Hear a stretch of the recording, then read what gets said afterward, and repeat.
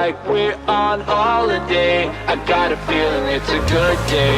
We're driving downtown, full push on the pedal. Move to songs we play together. Feel like we're on holiday. I got a feeling it's a good day. Downtown, full push on the pedal. Move to songs we play together. Feel like we're on holiday. I got a feeling it's a good day.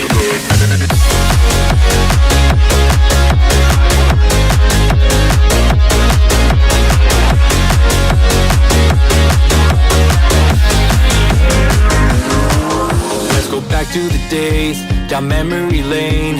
Back to the times when our life was a breeze. Feel the freedom again, my mind was at ease. The sky was so blue when we rolled down the street. So, hey, I just wanna touch your vibe. I just wanna touch your vibe. Hey, I just want a good time, good time. We're driving downtown, foot pushed on the pedal. Move through songs we play together. Feel like we're on holiday. I got a feeling it's a good day. We're driving downtown, foot pushed on the pedal. Move to songs we play together. Feel like we're on holiday. I got a feeling it's a good day.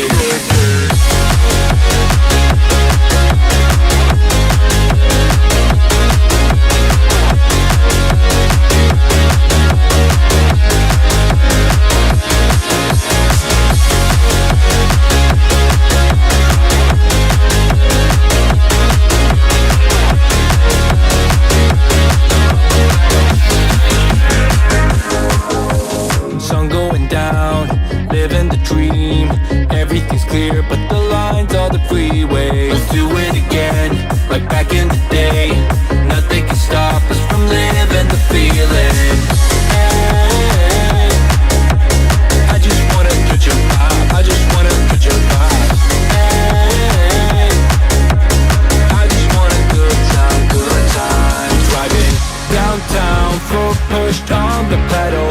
Move through songs we play together. Feel like we're on holiday. I got a feeling it's a good day. Downtown, full pushed on the pedal. Move through songs we play together. Feel like we're on holiday. I got a feeling it's a good day, good day.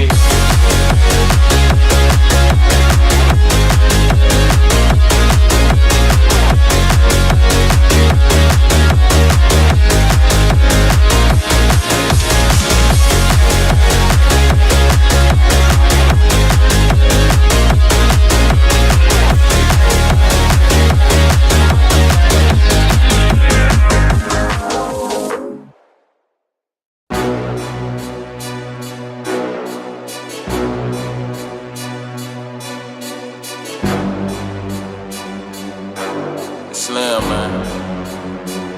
Yeah. I'm at a rare tip. Tell them all just stand down to the cup goal and the stands clear. I've been out running, top gunning competition, they know who the man here. I can never fail, I can never fall, counted up without a cashier. And last year was real, 25, I'm a fast on they heels. Built the last, never last up the gear, hit the gas, I'ma mash till a meal. I can't be lacking till it's sealed, cause this too extravagant to chill. I ain't missing no games, road game, watch me bring it home. I lost a couple out here, it's a cold game, but I bounced back from it strong. We had it locked in before they known. It ain't no top 10, I'm the throne. This how you elevated without selling out. I kept it true to me, ain't never testing clock. Now they like, who is he? Who am I? Never tired of running through a night. Breaking pressure if you knew or not, cause I can never settle for another spot. Up the level, I'ma make it hot, but I never sweat them. No, they wanna see a king down to his knees. Please, I never let them. This is destiny and I rise every time. All of the odds I defy. They say the eyes never lie. Well, look in the mind, see the prize.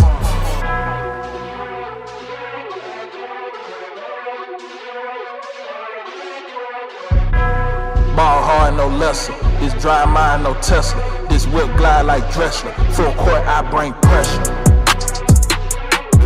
I bring pressure. I bring pressure. I bring pressure. I bring.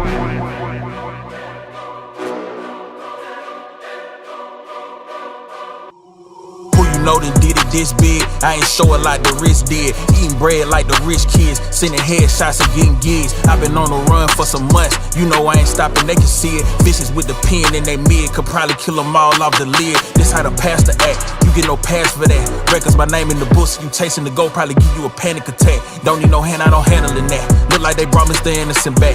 Yeah, I'm the one send them scrambling back. Don't got a thumbnail, I'm still on attack. Don't let them win in my head, I'm repeat so my focus a camera can snap. We won't go back to no ramen, boy, I got it, I need platters and napkins and laps. I got that dope, you gon' have to relapse. Who want this smoke, I put packs in the air. Rock out a show, had their hands in the air with my folks in the cut, it's a family affair. I understand why they doubted this line of profession. Don't have too many succeed, but I'm gon' come back with a diamond, you bring that pressure to me. Take my hand if you dare to stay. Feel the rush, take my breath away. If we fall, then we fall in flames. One more time, here we go again.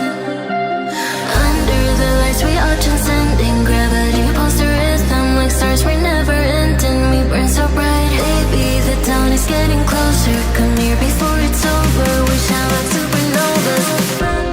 Under the lights, we are transcending gravity. Pulse the rhythm like stars, we're never ending. We burn so bright, baby, the dawn is getting closer. Come here before it's over, we shine like supernovas. Shine like supernovas.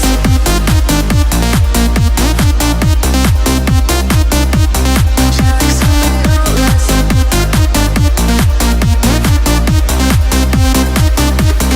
No way back, we can slow it down. Feel the heat as it pulls us out. On the edge, yeah, we touch the flames. Hold your breath and count to 10.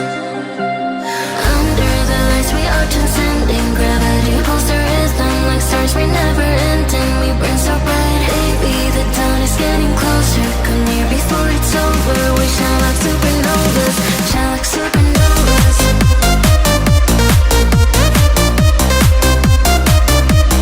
Shine like supernovas.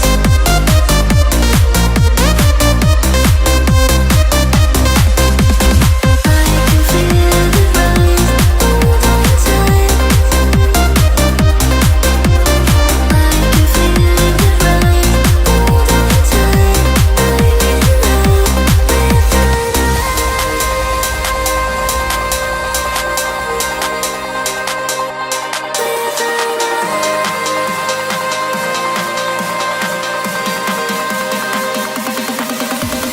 Under the lights, we are transcending gravity. Pulse the rhythm like stars, we're never ending. We burn so bright, baby, the dawn is getting closer. Come here before it's over, we shine like supernovas. Shine like supernovas. Shine like supernovas.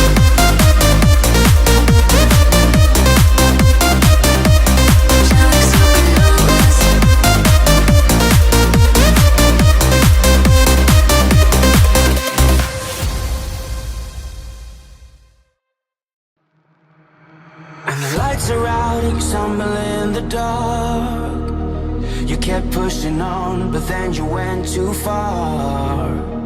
When your ship has sailed and all your dreams are lost, everything is wrong, you feel like it's your fault. Just remember, I will be there for you, baby. Remember, there's nothing out there to get you, don't forget it. When life feels so much, just call on me. Just call on me. Just call on me.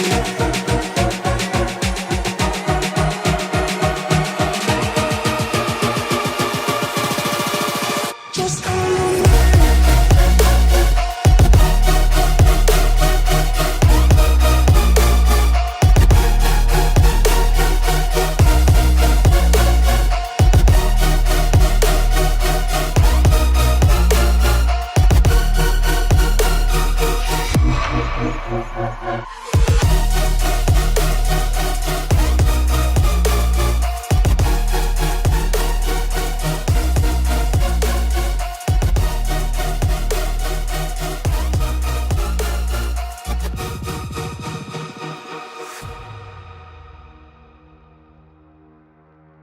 You're stronger now than you We're driving downtown, foot pushed on the pedal. Move to songs we play together. Feel like we're on holiday. I got a feeling it's a good day. We're driving downtown, foot pushed on the pedal. Move to songs we play together. Feel like we're on holiday. I got a feeling it's a good day.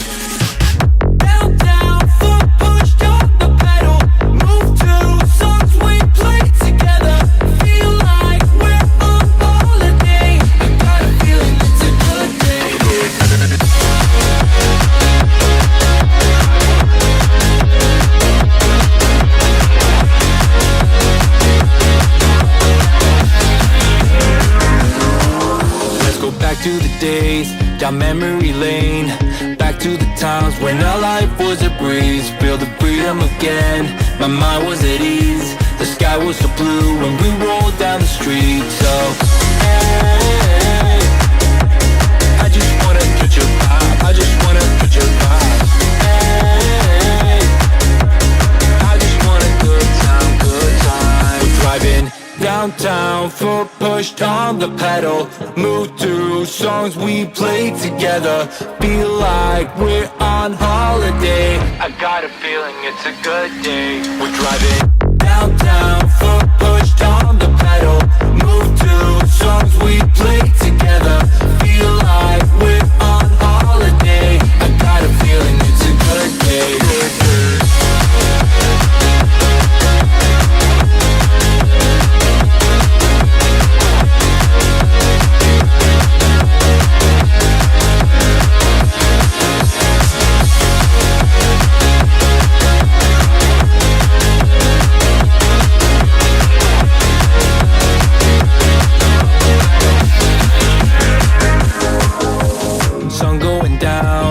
Living the dream, everything's clear, but the lines are the freeway. Let's do it again, like back in the day.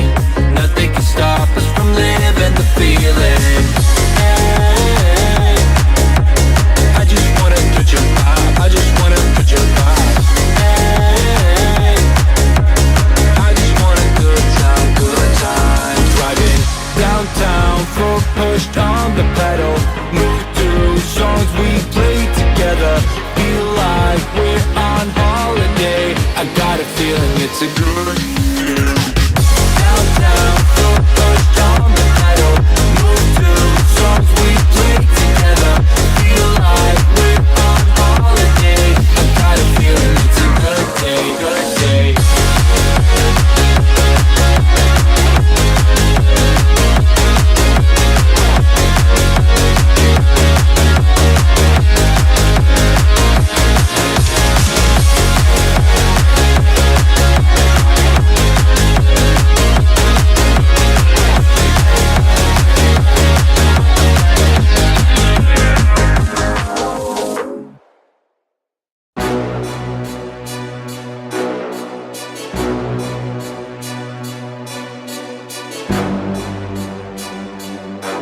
Slim, man.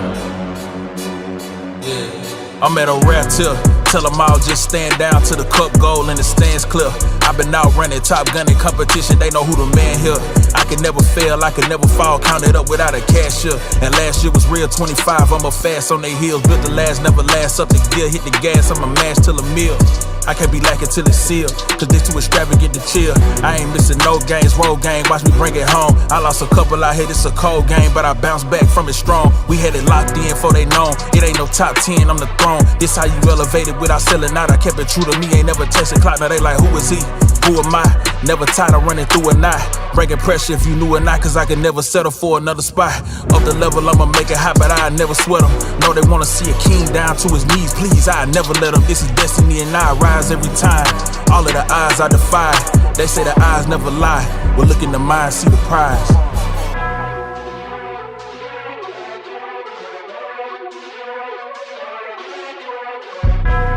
Ball hard, no lesser. This dry mind, no Tesla. This whip glide like Dressler. Full court, I bring pressure.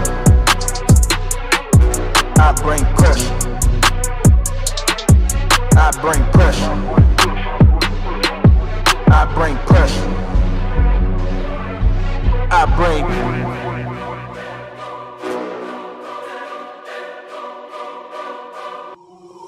Know that did it this big, I ain't show it like the rich did. Eating bread like the rich kids, sending headshots and getting gigs. I've been on the run for some months, you know I ain't stopping, they can see it. Vicious with the pen in they mid, could probably kill them all off the lid. This how the pastor act, you get no pass for that. Records my name in the books, you chasing the goal, probably give you a panic attack. Don't need no hand, I don't handling that.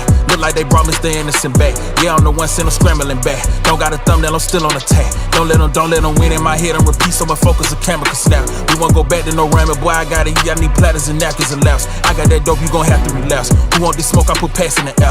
Rock out a show, had their hands in the air with my folks in the cut, it's a family affair. I understand why they doubted this line of profession. Don't have too many succeed, but I'm gon' come back with a diamond, you bring that pressure to me. Take my hand if you dare to stay. Feel the rush, take my breath away. If we fall, then we fall in flames. One more time, here we go again. Under the lights, we are transcending gravity. Pulse the rhythm like stars, we're never ending. We burn so bright, baby, the dawn is getting closer. Come here before it's over, we shine like supernovas. Under the lights, we are transcending gravity. Pulse the rhythm like stars, we're never ending. We burn so bright, baby, the dawn is getting closer. Come here before it's over, we shine like supernovas. Shine like supernovas.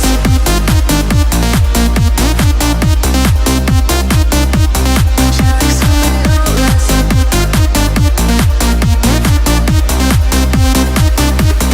No way back, we can slow it down.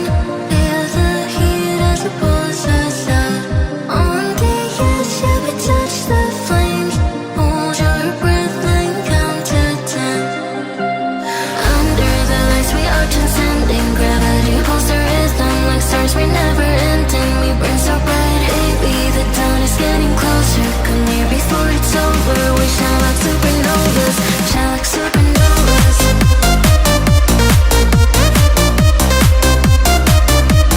Shine like supernovas. I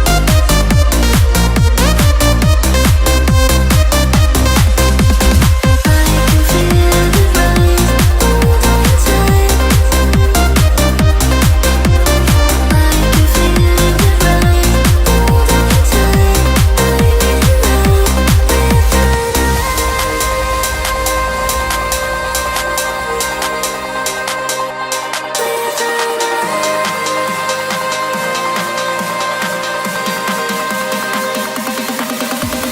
Under the lights, we are transcending gravity. Pulse the rhythm like stars, we're never ending. We burn so bright, baby, the dawn is getting closer. Come here before it's over, we shine like supernovas.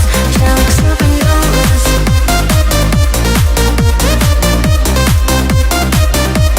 Shine like supernovas.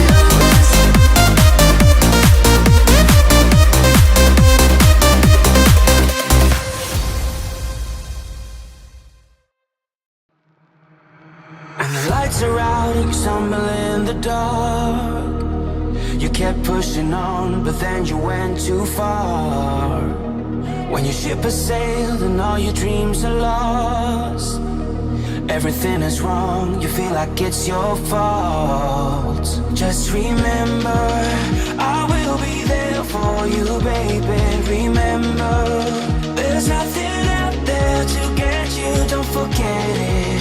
When life feels lemons, just hold me. Just hold me. Just hold me.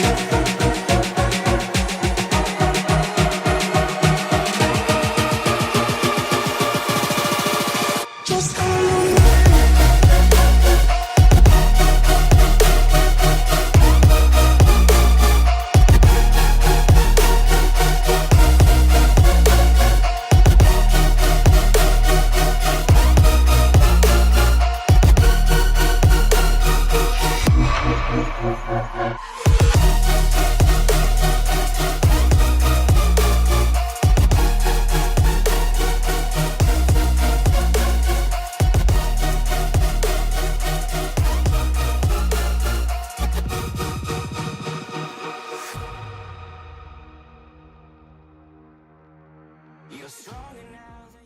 driving downtown, foot pushed on the pedal. Move through songs we played together.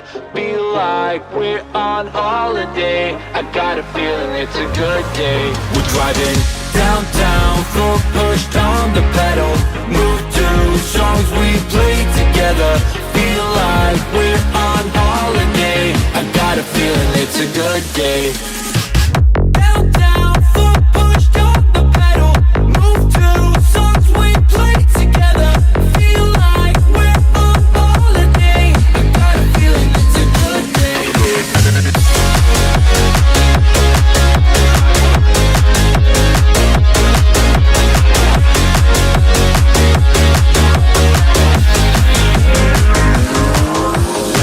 To the days down memory lane, back to the times when our life was a breeze. Feel the freedom again, my mind was at ease. The sky was so blue when we rolled down the street. So welcome back, everybody, and good morning to you from Houston, Texas.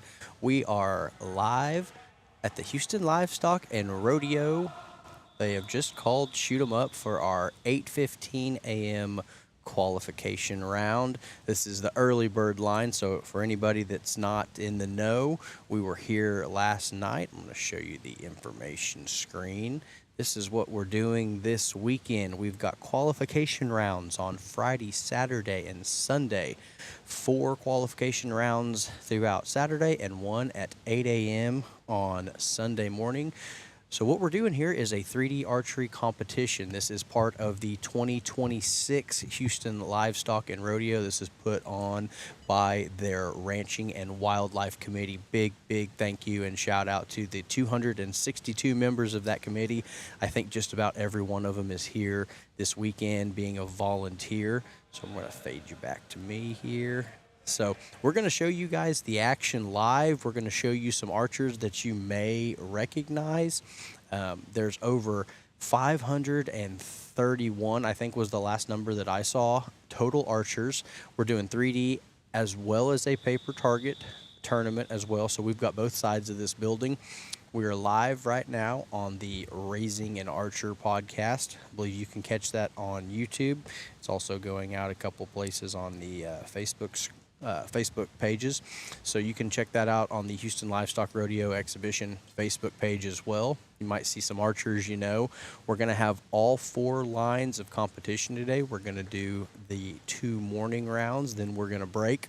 Hopefully at some point today we are going to also have some guest co-hosts with me. So normally it's Scott and Carrie on the Raising an Archer podcast. Don't worry, they're fine. They are next door. They are doing the paper side of this tournament, so you can still see all your favorite anchors and hosts for the Raising an Archer podcast. My name is Neil Cooley. I am the Oklahoma ASA State Director, so I've got a little bit of a background in 3D, and I'm also the co-host of the Oklahoma Archery Podcast. So they said, hey, it's not just Oklahoma, Texas playing football this weekend. We also want you to come down and do a 3D broadcast, and these kids are absolutely fantastic. So we're going to show you a little bit of the action here. If you want to go check out a couple of these targets, we're going to go over the basic scoring rings. For anybody at home that's never shot a 3D, you're going to see a bunch of different scoring rings on these animals here. There are 2 12 rings that are at the top and bottom, diagonally located at the middle of that center ring. No, it's kind of hard to see on a dark target, and that is the challenge of 3D archery. So normally 3D archery is shot outdoors. You'll have it out on a trail in the woods at basically like a park setup. So our archers today are going to be shooting 20 targets. We've broken them up into age groups as well as equipment groups. So for anyone that's never shot this event before, your age classes are 8 to 10, 11 to 13, and 14 to 18, depending on, we have recurve division, we have Olympic recurve division, we have the bow hunter division for your pins and short bars, and we also have your open division for your long stabilizer bars and lenses. So real quick, you'll see that center ring is about 5 inches. That is your 10 ring. That's considered a par par shot. So 20 targets, your archers are usually measured off a score of 200. If they shoot up, the 12 rings are at the top and bottom of that. The upper 12 and the lower 12 both are in play for this competition. The lung line around the animal, that faint outside line, the biggest one you see, is called the 8 ring. Our arrow has to only touch the line to get the higher score. Anything outside that 8 ring is considered a 5. 3D shooters will traditionally call that a nickel.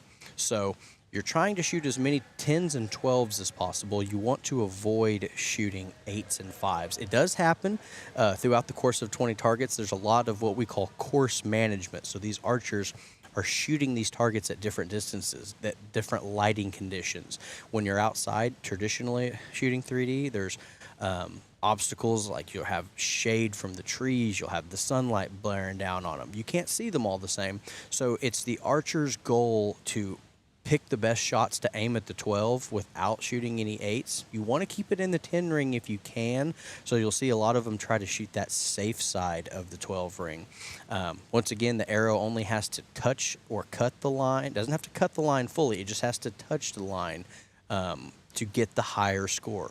So that foam can really be manipulated by those arrows. Once those arrows go in the target, you'll see those lines kind of distort, and because when you pull the arrow out, the target lines go back to they go back to how they are. So if you have one that's just outside of it, you really have to get down close and look at that arrow to see if it's an 8 or a 5, if it's an 8 or a 10, if it's a 10 or a 12. So a lot goes into scoring this. We've got volunteers here from the Ranching Wildlife Committee. They're part of this organization that puts this great event on. What we're shooting for here today is this weekend, rather, over $140,000 will be given out in scholarship money to these over 500 archers. There's also a very hefty bronze plaque trophy kind of thing. It's a beautiful trophy. And then I believe the winners are also receiving lifetime Texas hunting and fishing licenses. So if this is something that you or your kids want to be involved in, get ready for next year. I know they've closed registration. This is actually the 2026 tournament because it's associated with the 2026 Houston Livestock and Rodeo. This event has been here since 2019. It's grown every year. We did have a cancellation in 2020 for COVID, so a little history lesson. They did used to host this event during the actual rodeo. Because the event has grown, they've actually pushed it back into the fall, and we're getting to shoot indoor 3D now. So that's a big advantage, not having to deal with the heat, because down here in Texas it gets hot. Your traditional 3D season runs from beginning of February all the way to the beginning of August. So we're out there dealing with the weather on any given day. This is a little bit different game because archers are going to shoot targets in groups of 4 targets at once, and then they'll all go down and score. They'll return, and they'll shoot the next group of 4 targets. So 4 target groups, 5 times through for a 20 target round. And we've got a very special guest that's going to come sit in with us now, and this is one of the people that has made this event so successful in the last couple of years, and we're going to get her in here. We stole her away from her running the tournament duties, and I'm going to unmute you here. Can you hear me? I can hear you. Perfect. Just get over to my way just a little bit. So we've got Tara Timmerman here, and her and Brad have been instrumental in making this event happen. How are you, Tara? I'm great. Thanks for having me. This is a fantastic event. It's going to be a jam-packed weekend. We've got over, like I was telling everybody earlier, we've got over 500 archers across paper and 3D competition as well. Mm-hmm. And this has grown every year since 2019. This venue is amazing. It is. Big shout out to the Houston Livestock and Rodeo. I see they've got almost as many volunteers here. You'll see them down on the line. They're helping the kids score. Mm-hmm. They're running the line for safety purposes. Yes. So I was trying to give everybody a brief overview. Tara is your Texas ASA Federation State Director. So if you have any questions or you are interested in 3D archery at all, Tara is going to be one of the people that's going to get you started in it. You get all the questions, you get all the phone calls, the text messages, the emails. She runs the show down here along with you. You've got some pretty good help. I've got some pretty good help. So her husband Brad is the former state director. He was then promoted to the ASA regional director and then promoted again to the, I always get the name wrong, the assistant federation director. Correct.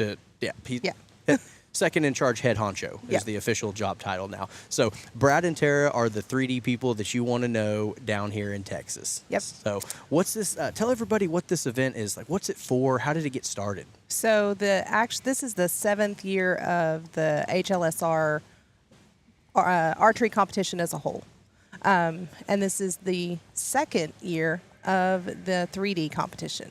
So the way Brad and I got involved is 3 years ago, our son Will came and shot the target competition, and we were approached by members of the Ranching and Wildlife Committee, who are the ones that you see all the volunteers.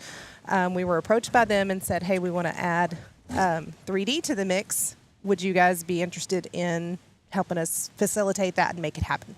So we made a phone call to Josh Grine and Mike Tyrell at ASA and said, hey, we've got this event. It's going to expose kids to 3D archery. Can we, get targets? And of course, they always graciously accommodate us anytime we're working with kids or, getting more people into 3D archery. And we go and pick up targets in Alabama at 3D Collegiate Nationals every year. And here we are. Perfect. So. And that's something that happened last weekend, so it was a bit of a quick turnaround. Yep. They come back with a giant trailer, and we have 4 20-target ranges for our archers to shoot. And like I mentioned earlier, we do break it up based on equipment and skill and age level. So your, your intermediate archers, right, are 8 to 10. So we start with, last year we had them delineated like we do for ASA. But this year, Rodeo and the committee wanted to make it a little bit more standard, so it translated between target and 3D better. So we have 3 different age divisions. Junior is ages 8 to 10. Intermediate is ages 11 to 13. And senior is ages 14 to 18. And then we have their equipment classes for pins and open on the compound side. And then with the juniors, we have junior recurve. So that encompasses Olympic, barebow, and NASP shooters. And then at the intermediate and the senior level, we have an Olympic division and a barebow division. Perfect. So you've got archers here from all sanctioning organizations. You've got NASP teams, 4-H teams, USA Archery, NFAA shooters, ASA shooters. We're all kind of coming together, and the classes are a little bit different from whatever organization you come from, but it's important to note you will still be peer grouped amongst your age and your equipment style. Yes. So if you'll see out here on the range, we've got 4 different distance ranges. You've got a 20-yard max, a 25-yard max, a 30-yard max, and a 40-yard max. So 4 different 20-target ranges that allows us to have our archers all together on one shooting line for safety purposes. And then you see you got the big safety net back there just in case one of the targets the arrow somehow doesn't land in the target. I know it happens to the best of us. It does. it does. It's a great event because you don't have to spend any time looking for your arrows. Even if I could shoot it, that would be my biggest selling point. It's like, hey, you don't have to go look for the lost arrow amongst the leaves, the sticks, the twigs, the ticks, the mosquitoes, that kind of thing. So we're all here. We're enjoying the cool weather. I know it was probably mid-90s yesterday outside, but inside we're really enjoying the AC. They've got the doors closed today, so it's nice, and it's like 67 degrees in here. Always appreciate that in Texas. I was telling them 3D season traditionally is hosted outside. Yes. It's typically an outside event, which starts in the early spring, into January, all the way through the end of July. Yes. So for your ASA people, if you want to come try this style of archery, Texas usually releases their schedule around November 1st. You can find that there's 2 Facebook pages. There's the Texas ASA Federation group and the Texas ASA Federation Facebook page. There's also a website for any applicable information. TexasASAFederation.com. .com. Perfect. And you can get a hold of Brad and Tara, and they will be able to, because there's ranges all across the state of Texas. Yes. I mean, you guys probably have, what, 30 or 40 clubs? We had 35 clubs last year. 35 clubs. And you can expect that not only will those clubs host a qualifying event for your ASA state championships, but you'll also, if you come out, one of the benefits is you meet the community. They also have club shoots on any given weekend, so you don't quite have to drive quite so far. You'll meet some new people. You'll be surrounded by bow hunters and target archers that'll be able to help you out. So if you're brand new to it, you only shoot in the backyard, or your background is just in bow hunting, highly encourage you to come out and try target archery, try tournament style archery. What's the biggest benefit you could tell someone if they're brand new? Why should they come check out the fun? So for our family, Brad, Will, and I, we started shooting archery in 2012, and our son was 7 at the time, and we all went together. And it's just a big family-friendly event. Everyone is helpful. Everyone is willing to go out of their way to answer questions, to take care of you, to make sure that you have what you need. And from there, it just blossomed into something that we've been doing locally, state, and nationally for 13 years. And, where can it go for kids? It can be just a backyard, family-friendly, everybody goes and has a good time, or it can go all the way up to, collegiate archery opportunities. One of our range officials out here today, Nadia Prophet, she shot and won a belt buckle here last year in the senior division, and this past weekend in Foley, Alabama, with her Texas A&M archery team, she went into the finals as the #1 seed and ended up 3rd in the nation for collegiate 3D archery. Our son Will shoots on the team for Lindsey Wilson University. Their team finished 5th overall this year, and he's getting a degree as part of as a scholarship archer. So it can go as far as you want it to go. But we've got friends all over the nation that we wouldn't have. I mean, sitting right here. Had it not been for archery. It's a fantastic opportunity to not only network, but you really see these kids grow up in the sport, and it teaches them discipline. It gives them a hobby. It gives them structure. Not only does it teach them a skill, because working on a bow is kind of like a Rubik's Cube. There's always little things you can tinker and tune with on your bow, and you've got supervision, you've got help, you've got your local pro shops and your mentors that can help you with that. But also as an archer, it gives you a way to change something and see the effects in real time. So you're seeing these kids work through problem solving, critical thinking skills. It also teaches them how to win. It teaches them how to lose. Right. That's a big thing about it, because I've been beat by archers that I feel like I'm a better shot than them, and then I've gone out some days and I've beat people that I think they're a better shot than me. So it really is an any dog on any day kind of sport. Yes. So you got to be on the line. These kids out here, they are battling it out for not only a big amount of scholarship money, but a big trophy as well. And the Texas Ranchers and Wildlife Committee has, I think they're giving them lifetime Texas hunting and fishing licenses as well. So this is a great tournament to be introduced to archery, because it covers so many different organizations. Like, it doesn't matter if you shoot at your school, at your church, any organization, we have a class for you here. There's a way that you can come compete and hopefully get introduced to, another style of archery. I know this is our background is in ASA archery, so this is kind of right up our alley. But it doesn't have to be the only style out there. We've seen kids that shoot Genesis bows for everybody at home. It's the typical NASP bow that you'll see at school programs. So we allow those kids to come compete, and they don't have to shoot against the kids with the fancy bows, the fancy equipment. So it's a great opportunity. It's an introductory tournament. And if you're interested in indoor 3D archery, Texas is going to have one, I believe, coming up in January. Yes. That's going to be in Paris, Texas. And that one, it took a couple of years off, but we've done it like the past 5 or 6 years usually. So it's kind of a great way to beat the winter weather. You can get the season kicked off just a little bit earlier, and then you can expect at the beginning of February to be outdoors again on the 3D trail. And, we're talking about getting kids into archery, and one of the questions that I get asked all the time is, how young can I get my kid into archery? Well, there's equipment that can get a 4-year-old into archery. My recommendation to people is always to if your shooter is able to follow directions, to understand a process and how to repeat it, and is able to understand things that are safe versus things that are not safe, then your child is old enough to get into archery with, of course, the appropriate supervision and guidance. 4-H archery starts as young as 8 years old.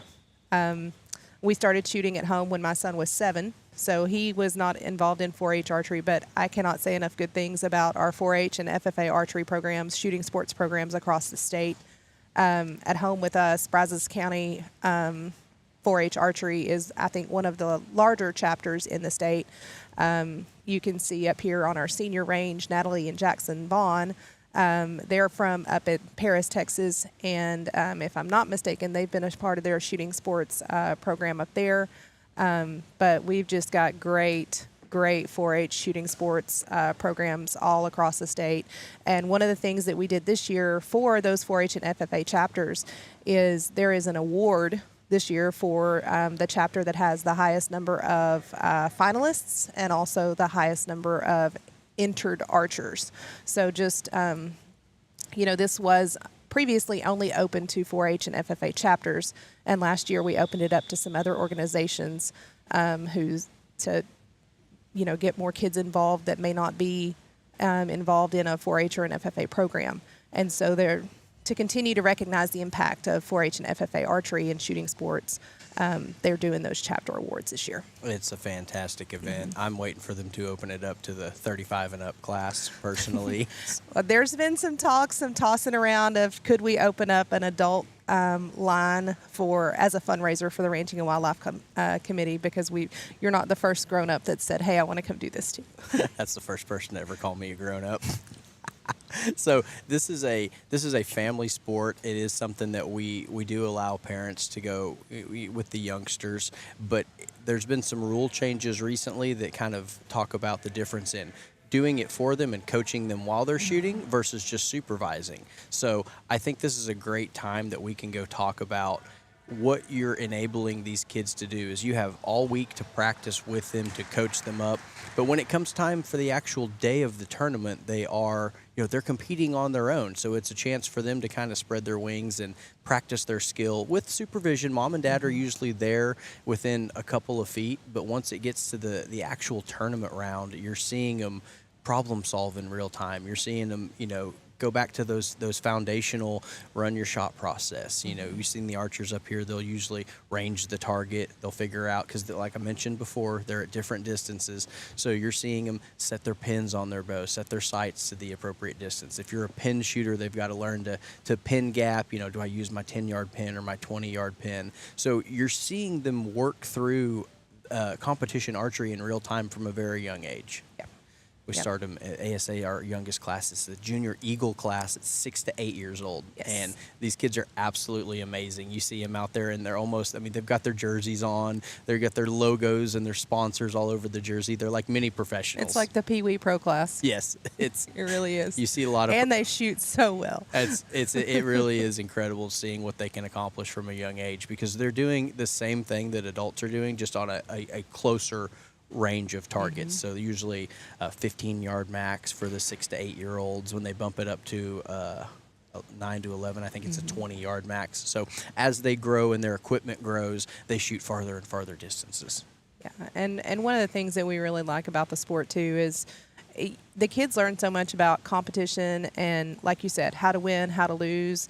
But they also learn sportsmanship, and they make friends, and they get together, and at the end of the day, somebody's going to win and somebody's not going to win, but they're still friends.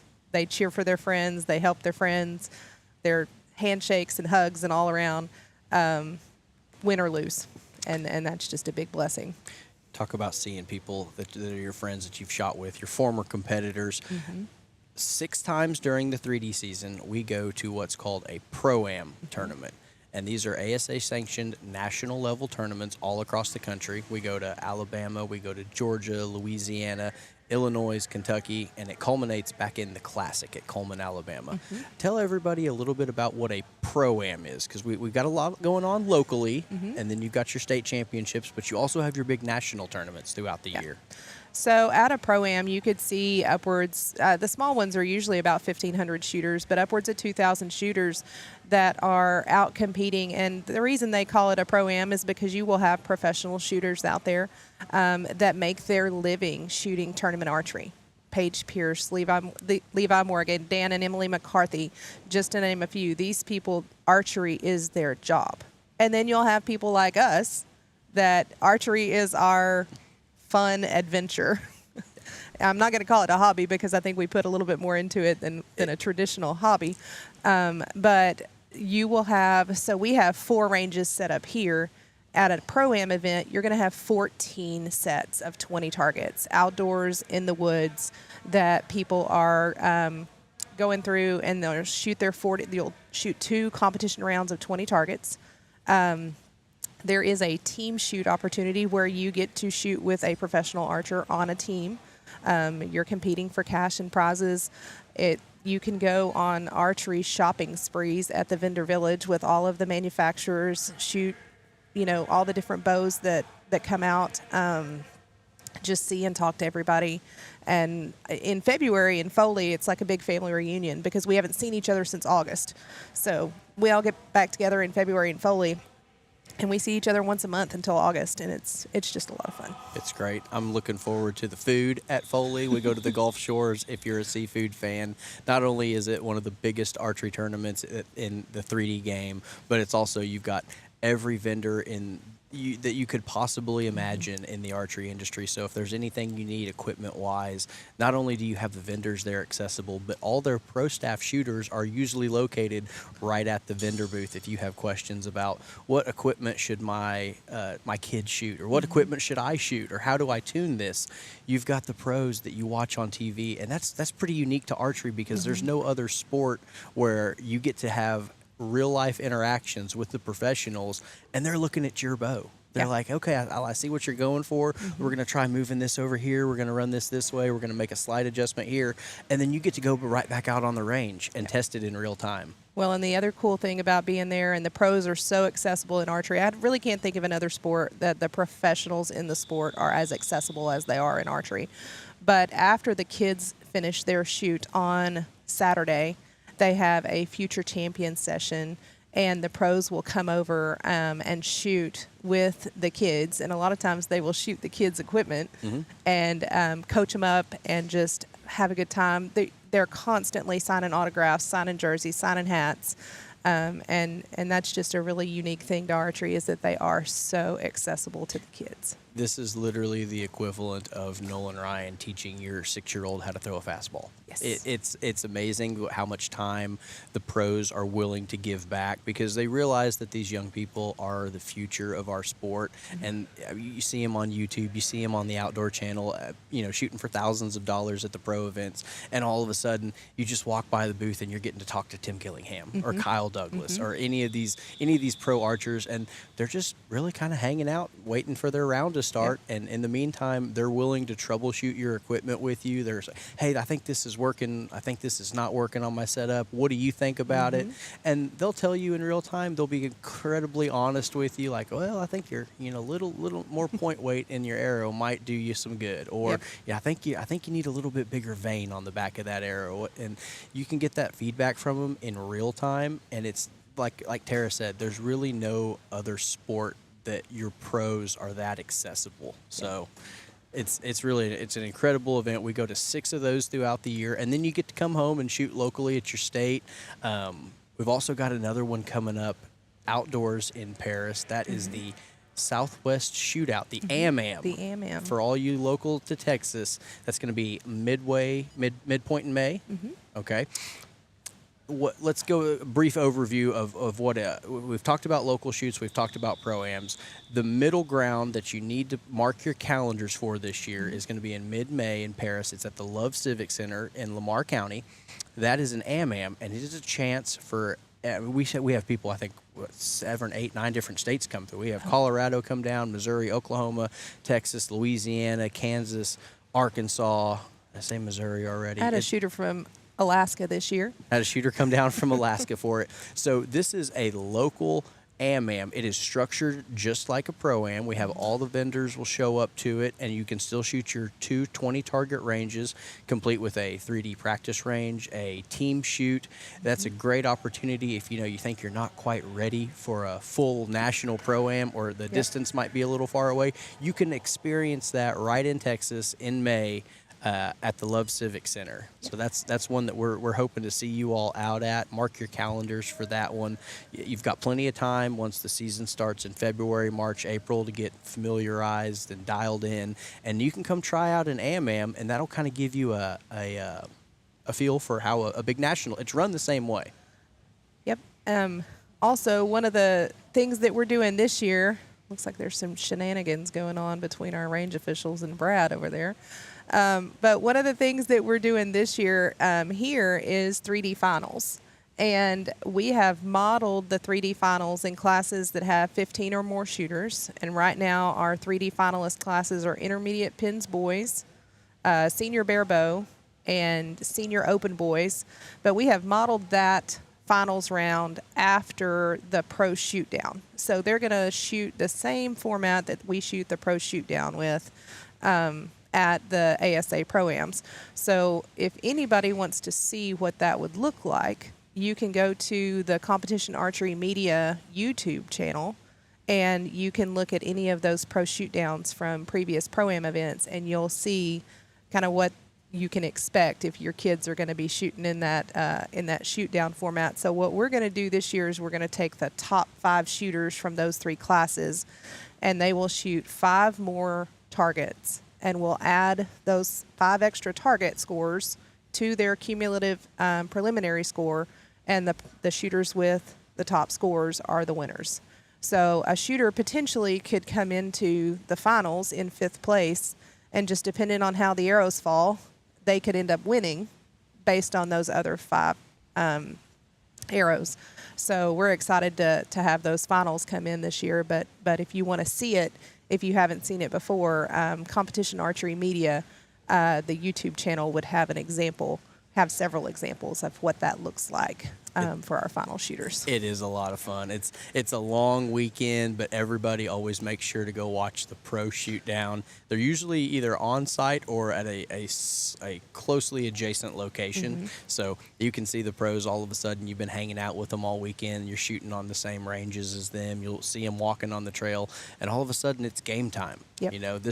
They're shooting for thousands and thousands of dollars, and you're going to be able to experience that this year as well. So that's a cool thing. I'm excited for that change. I don't know if I'll be in the top 5 for it again, but that'll be a very interesting change, and it'll get people involved because we want you to feel like you get the same experience that these pros do. Yeah. I mean, I know at a national level it would be hard to keep track of because there's thousands and thousands of archers, but at Paris we can pull that off. And it previously was a Pro-Am until basically the event outgrew the host. So they're very generous hosts. They really do roll out the red carpet for the archers. You'll see every gas station, restaurant, and hotel has a giant banner out front that says "Welcome Archers." So it's really a citywide event, and highly encourage you guys to come check it out in May.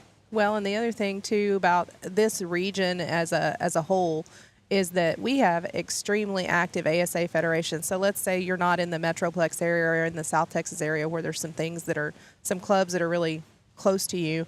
If you're up in the Panhandle, Oklahoma has an extremely active ASA federation with local clubs and all that good stuff. We've got neighbors in Arkansas. We've got neighbors in Louisiana. There is tons of archery opportunities if you're on the outskirts, the fringes of the borders of Texas. You would be hard-pressed not to go a weekend where you couldn't find somewhere to shoot a bow. But those Oklahoma people are a little rowdy. I don't know about some of them. Well, we'll give them some grace.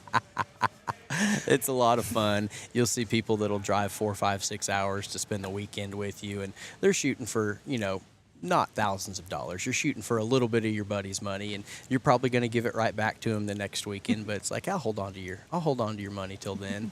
So it's all in good fun. It's a good competition, but it really does let the archers test themselves against their nerves, their own nerves. I always say you might be competing against 5, 10, 15 people in your group, but truly you are really competing against yourself. Yeah. You're the only person that's going to be able to make that shot. And I think that's a little different than your traditional team sports because it's like, well, pitcher gave up a hit. Well, no, there's not really that excuse in archery. It's just you and the bow. It's just you and the bow. You got to go run your process. You got to throw your best 20 arrows down and let the chips fall where they will. Yep. Well, Neil, it looks like they're starting the last 4 targets of this round. So I'm going to have to cut out on you to go do my other job. But I just want to say thanks to you for coming down from Oklahoma to be on our live stream here. Huge thanks to Raising an Archer for such a great live stream this year. We're so happy to be able to cover the 3D side in this way this year.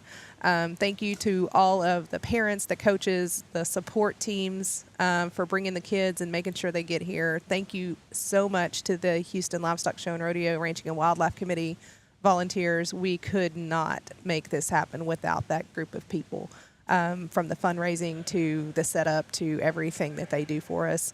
There's also a cook team that's outside that's been feeding everybody all weekend long, so we are very appreciative of that. And we're just looking forward to the rest of the weekend here and then growing it even bigger in 2027. It's really going to take off. I appreciate everything you and Brad do. This is I don't see how this event isn't going to be one of the top 5 biggest 3D events in the country. I think that if we could get this kind of momentum across the nation, I don't think the ASAs would be big enough to accommodate all the new shooters, the new faces, that kind of thing. So this is how you grow the sport. You got to start it with the kids, give them something to because I think the first place winners are taking home like $700, $750, $750, a belt buckle, a lifetime hunting and fishing license, all sorts of cash and prizes. So it's amazing. This is the way to get them started. Yeah. Start them off with a bang. Come out here. If you didn't make registration this year, we have plenty of room for spectators. If you've never seen tournament archery before and you're out there in internet land listening in to us, come on down. There's tons of parking. It's very easily accessible. We're in the B hall of the NRG Center, so there's places for you to come eat. There's places for you to come sit and watch, and you come ask us a question. We'd love to help you out. There's a whole bunch of people in the archery community out there that would love to get you or your young archer involved in the sport.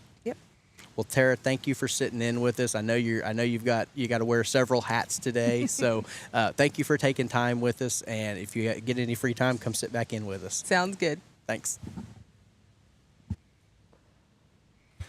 And it looks like our archers are on their 5th and final set of 4 targets, and we're gonna watch them as they finish up their 8:15 qualification round.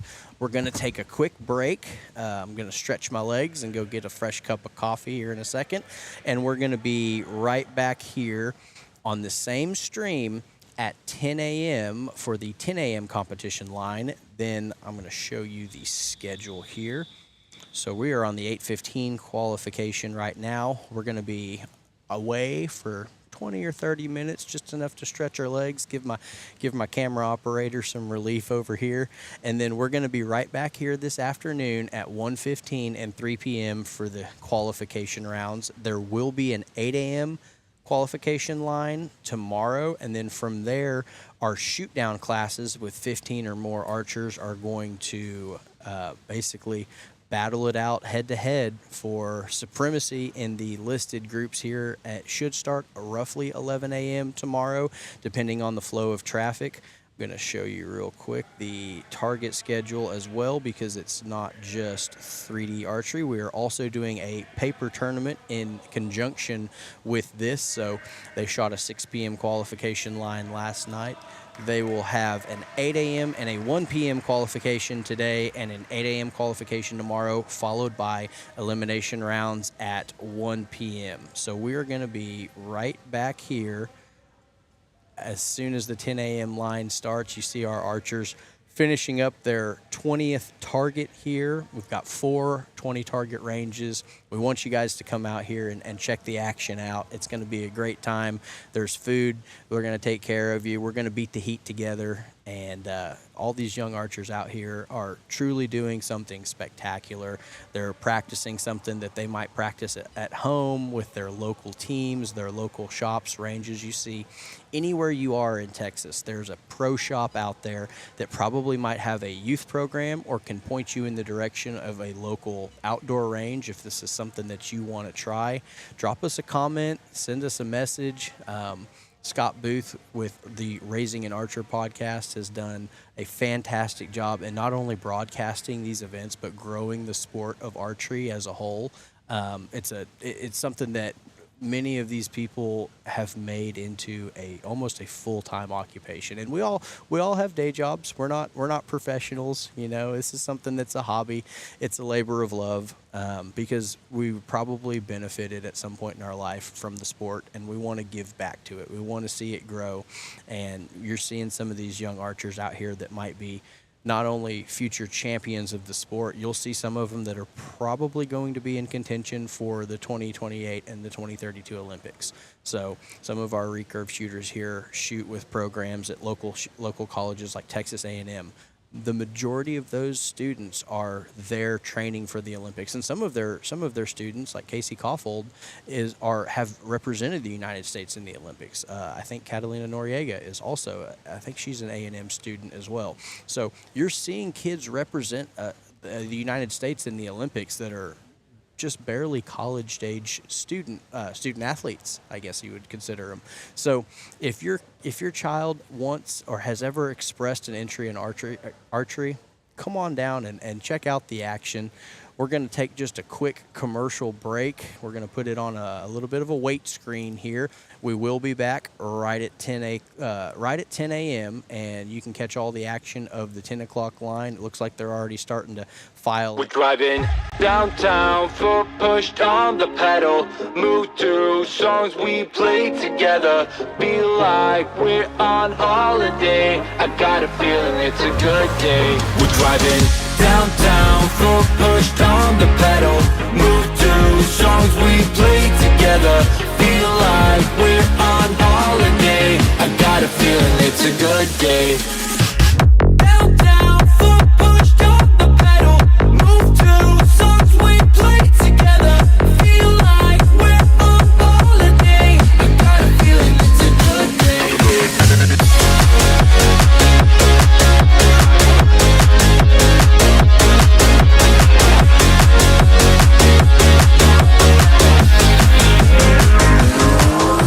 Go back to the days, down memory lane.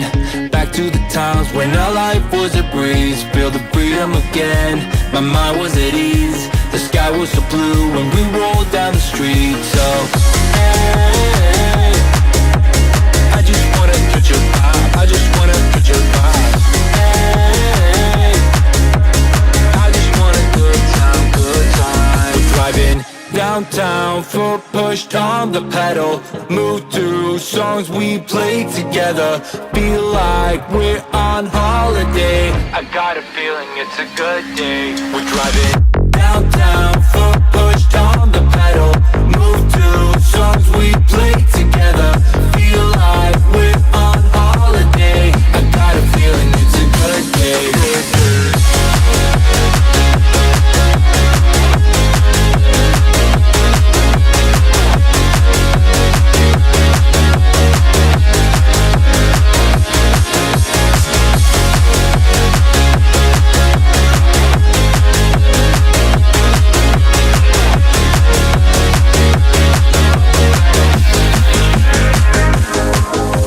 Sun going down, living the dream. Everything's clear, but the lines are the freeway. We'll do it again, like back in the day. Nothing can stop us from living the feeling. Hey, I just wanna touch your vibe. I just wanna touch your vibe. Hey, I just want a good time, good time. Driving downtown, foot pushed on the pedal. Move to songs we play together. Feel like we're on holiday. I got a feeling it's a good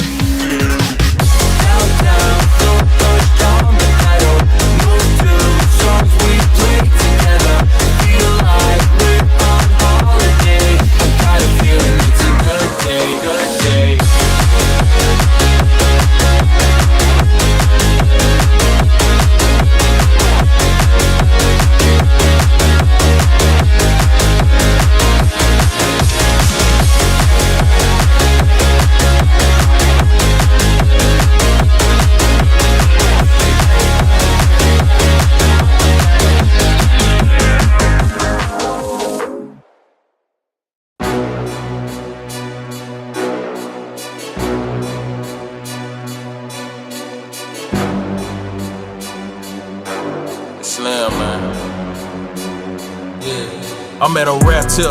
Tell them all just stand down to the cup goal and the stands clear. I've been out running top gunning competition, they know who the man here. I can never fail, I can never fall, counted up without a cashier. And last year was real 25, I'm a fast on they heels. Built the last, never last up the gear, hit the gas, I'm a mash till a meal. I can't be lacking till it's sealed, cause this too extravagant to chill.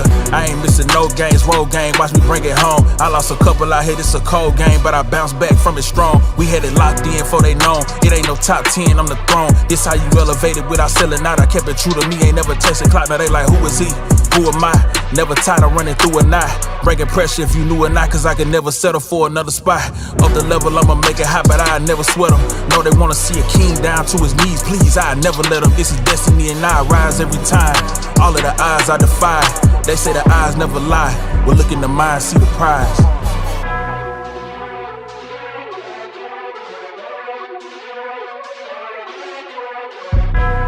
Ball hard, no lesser. This dry mind, no Tesla. This whip glide like Dressler. Full court, I bring pressure. I bring pressure. I bring pressure. I bring pressure. I bring.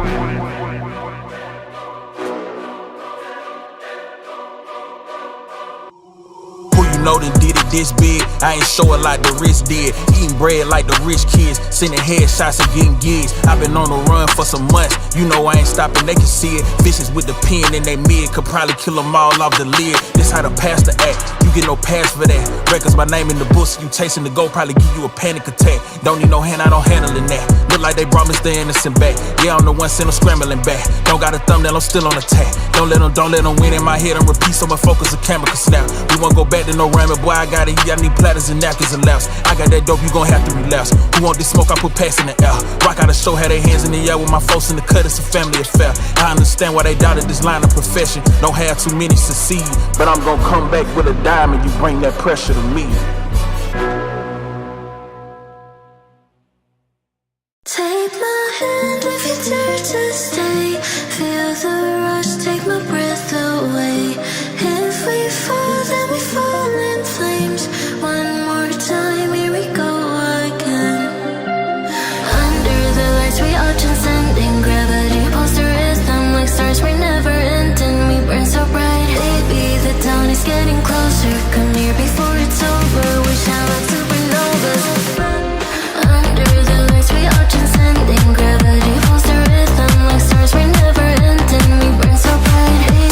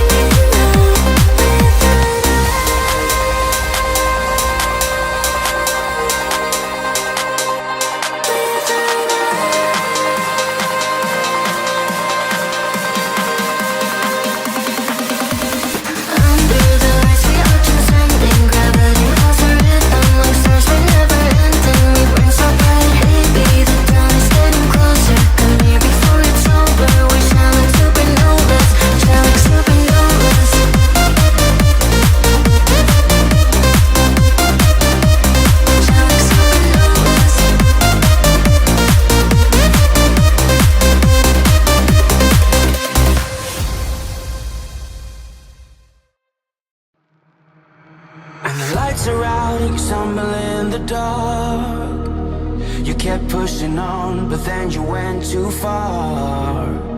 When your ship has sailed and all your dreams are lost, everything is wrong, you feel like it's your fault. Just remember, I will be there for you, baby.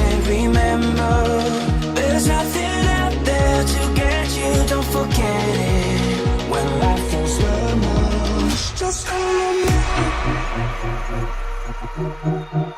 Just remember. Just remember.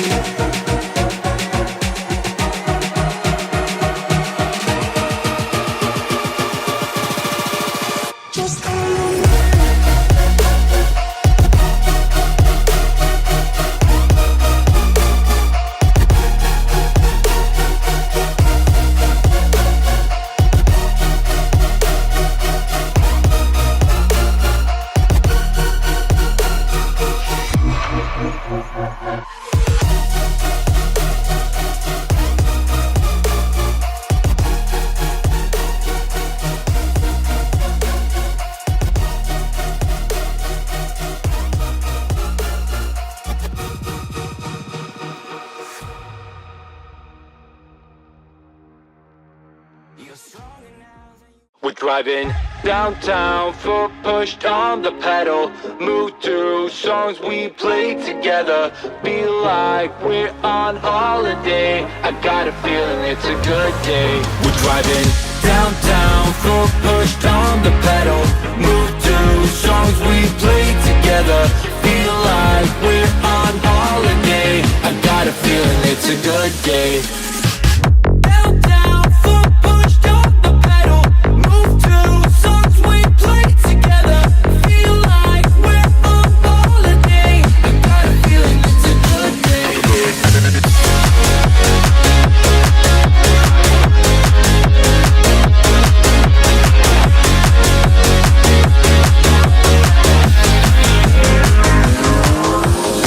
To the days down memory lane, back to the times when our life was a breeze. Feel the freedom again, my mind was at ease. The sky was so blue when we rolled down the street. So hey, I just wanna touch your vibe, I just wanna touch your vibe.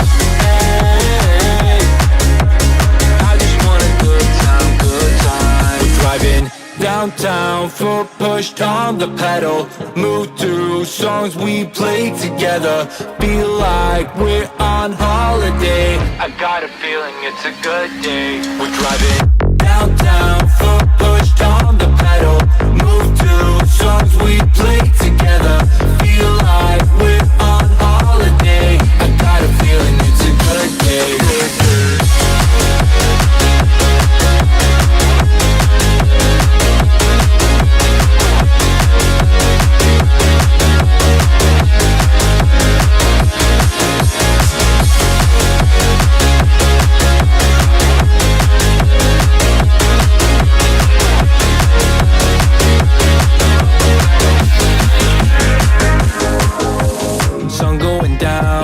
Living the dream, everything's clear, but the lines on the freeway. We'll do it again, like back in the day.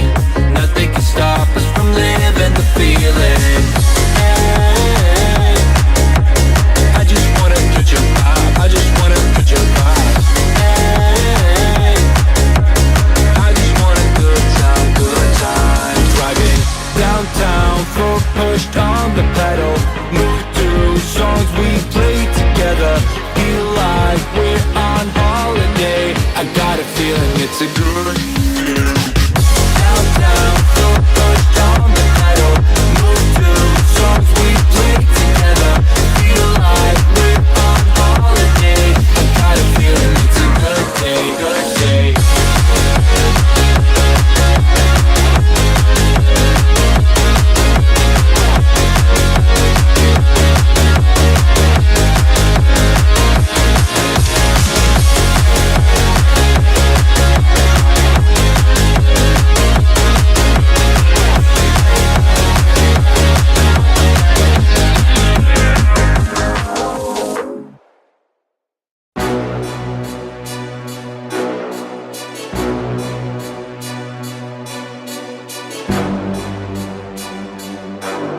Slim, man. Yeah. I'm at a rap till. Tell them all just stand down to the cup goal and the stands clear. I've been out running, top gunning competition, they know who the man here. I can never fail, I can never fall, counted up without a cashier. And last year was real 25, I'm a fast on their heels. Built the last, never last, up the gear, hit the gas, I'ma mash till a meal. I can't be lacking till it's sealed, cause this too extravagant to chill.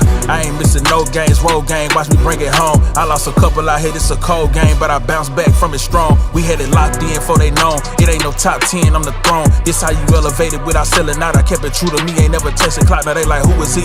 Who am I? Never tired of running through a knot. Breaking pressure if you knew or not, cause I could never settle for another spot. Up the level, I'ma make it hot, but I never sweat them. Know they wanna see a king down to his knees, please, I never let them. This is destiny and I rise every time. All of the odds I defy. They say the eyes never lie. Well, look in the mind, see the prize.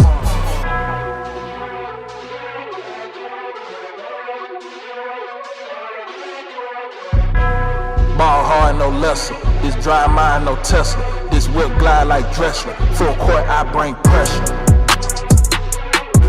I bring pressure. I bring pressure. I bring pressure. I bring.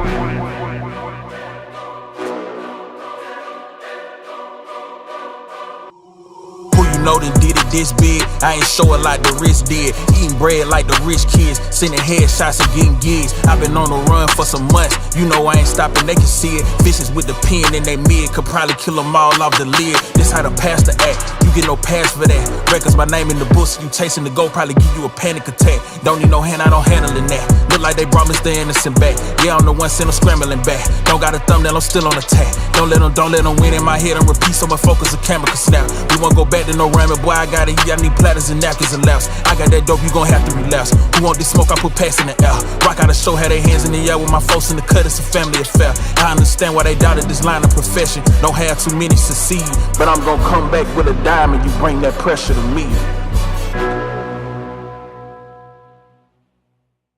Take my hand if you dare to stay. Feel the rush, take my breath away. If we fall, then we fall in flames. One more time, here we go again. Under the lights, we are transcending gravity. Pulse the rhythm like stars, we're never ending. We burn so bright, baby, the dawn is getting closer. Come near before it's over, we shine like supernovas. Under the lights, we are transcending gravity. Pulse the rhythm like stars, we're never ending. We burn so bright, baby, the dawn is getting closer. Come near before it's over, we shine like supernovas. Shine like supernovas. Shine like supernovas.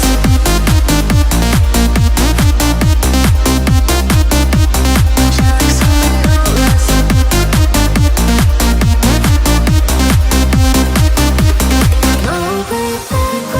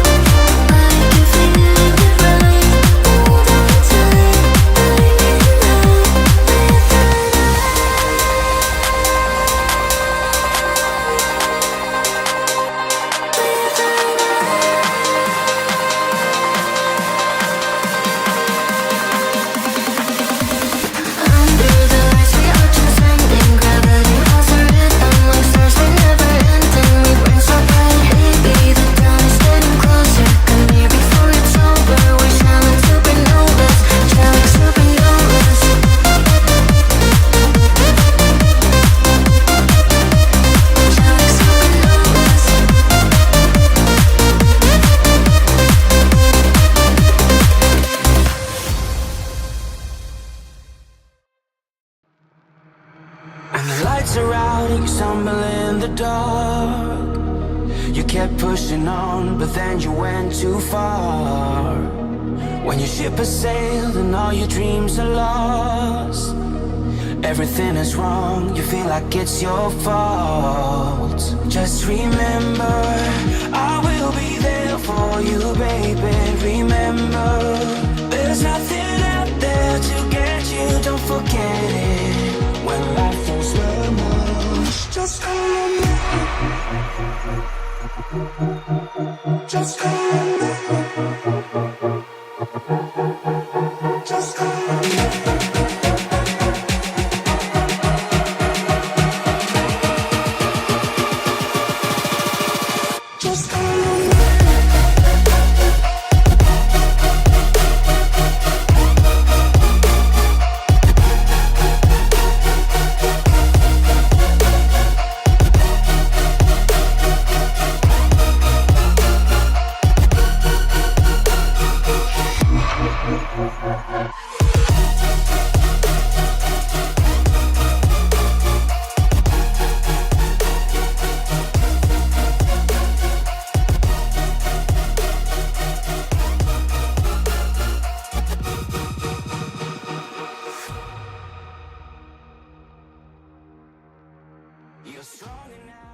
We're driving downtown, foot pushed on the pedal.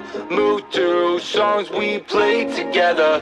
Feel like we're on holiday. I got a feeling it's a good day. We're driving downtown, foot pushed on the pedal. Move through songs we played together. Feel like we're on holiday. I got a feeling it's a good day.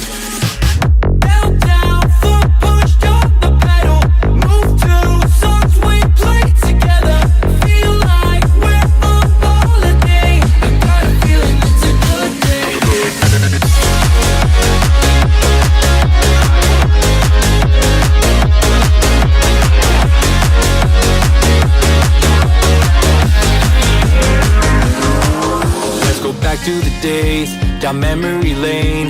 Back to the times when our life was a breeze. Feel the freedom again, my mind was at ease. The sky was so blue when we rolled down the street. So, hey, I just wanna touch your vibe. I just wanna touch your vibe. Hey, I just want a good time, good time. We're driving downtown, foot pushed on the pedal. Move through songs we played together. Feel like we're on holiday. I got a feeling it's a good day. We're driving downtown, foot pushed on the pedal. Move through songs we played together. Feel like we're on holiday. I got a feeling it's a good day.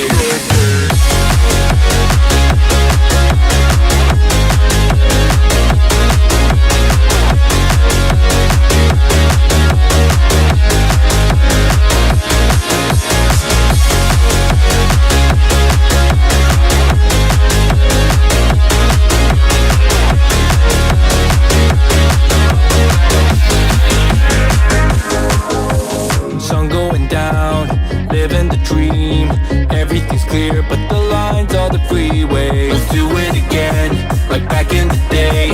Nothing can stop us from living the feeling.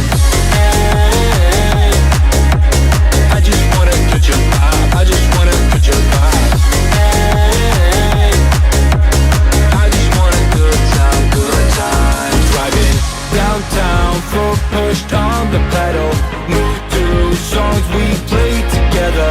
Feel like we're on holiday. I got a feeling it's a good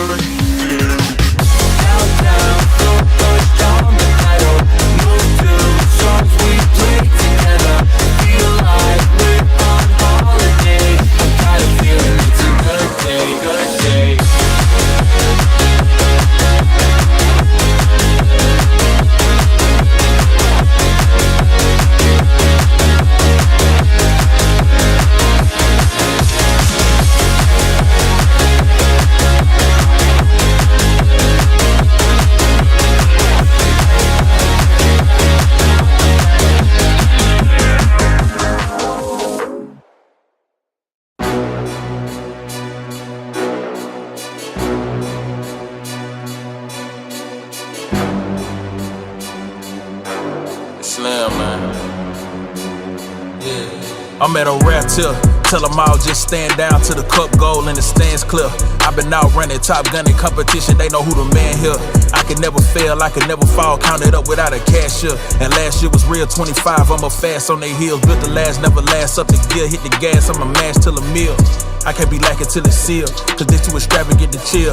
I ain't missing no games, road game, watch me bring it home. I lost a couple out here, it's a cold game, but I bounced back from it strong. We had it locked in before they known. It ain't no top 10, I'm the throne. This how you elevated without selling out. I kept it true to me, ain't never testing clock. Now they like, who is he?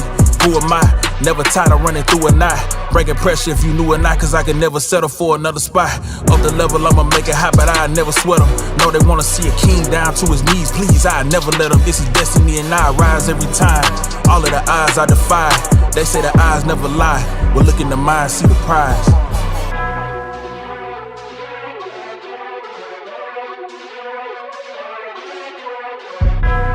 Ball hard, no lesser. This dry mind, no Tesla. This whip glide like Dressler. Full court, I bring pressure. I bring pressure. I bring pressure. I bring pressure. I bring.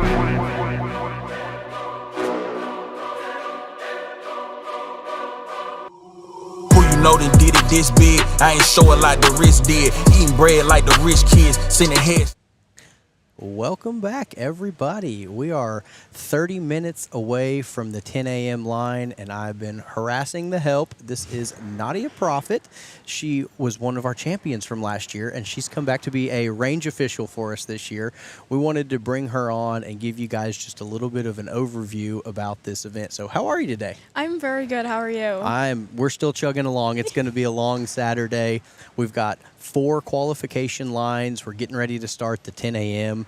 The 8:15. It moved pretty quick. It went very quick. There wasn't that many archers, but it was super quick. You gotta love the early bird people. They're coming out Saturday morning. You know, Houston traffic. It's probably a little bit of a drive, but over 531 archers registered to shoot this event between the 3D side and the paper target archery side as well. So tell us a little bit about your experience last year. What class were you shooting in, and was it your first time shooting this event? So this was my second or third time from last year. Yeah, so this was the first time shooting 3D, though. So this is only the second year shooting 3D. They've never had a 3D tournament ever before last year. So it was super fun. I shot bow hunter, and then I shot... I'm trying to get the camera set up. Perfect. Just perfect. Yeah. Trying to get that curtain background. Here, scoot my way a little bit. I shot bow hunter, and then I also shot open, and then I also shot the target side. So I shot 3 different divisions all in 1 year. Okay. That's and you have a bow set up year round for that? Was it like a hunting bow for the pin side? No. So I picked up my mom's bow the week of. Okay. And I told my dad I'm going to do it. It was set up completely for my mom, pin for my mom. I didn't even re-sight in. And I told my dad I'm going to practice 1 or 2 times, and I did. And I shot my bow hunter setup just like that. And I shot, I think it was 8 up. Never shot bow hunter in my life. So pin gapping was not a problem for you? No, not at all. And because the tournament for 3D, it's upper and lower, so you don't have to call it. So I was hitting so many uppers. It was crazy. And it was just so fun to shoot without, like, worrying about it. There you go. So would you say your background's more in the indoor side of archery or more in the 3D side? Right, so I think it's about half and half. When I was little, I always shot like indoors, but because I love 3D so much, I've shot it for about 6 years now, just trying to get the best out of it. Totally right now, I would say 3D is my go-to. That is the one thing that I love, and that is my experience. There you go. A little bit of background in ASA. Yes. So tell everybody about the last weekend you were at the Collegiate Nationals. You are a freshman at Texas A&M. Yes, sir. Perfect. And that was your first go Collegiate Nationals. How'd the weekend go for you? Holy cow. It was great. So we started off, we got there Thursday, and I'm pretty sure we shot Thursday, and I was okay. I was sitting in 4th. I was 16 up.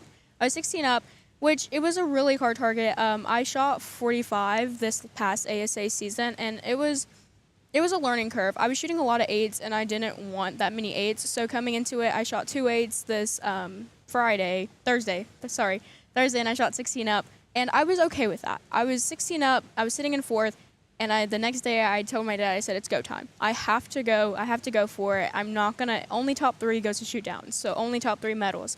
And I told my dad, I was like, I need to go for it. So within 10 targets, I only missed 112. So I was 18 up in 10 targets when I could only be 20 up. That was great. I looked at my dad and he said, relax, you got it. Just do what you need to do.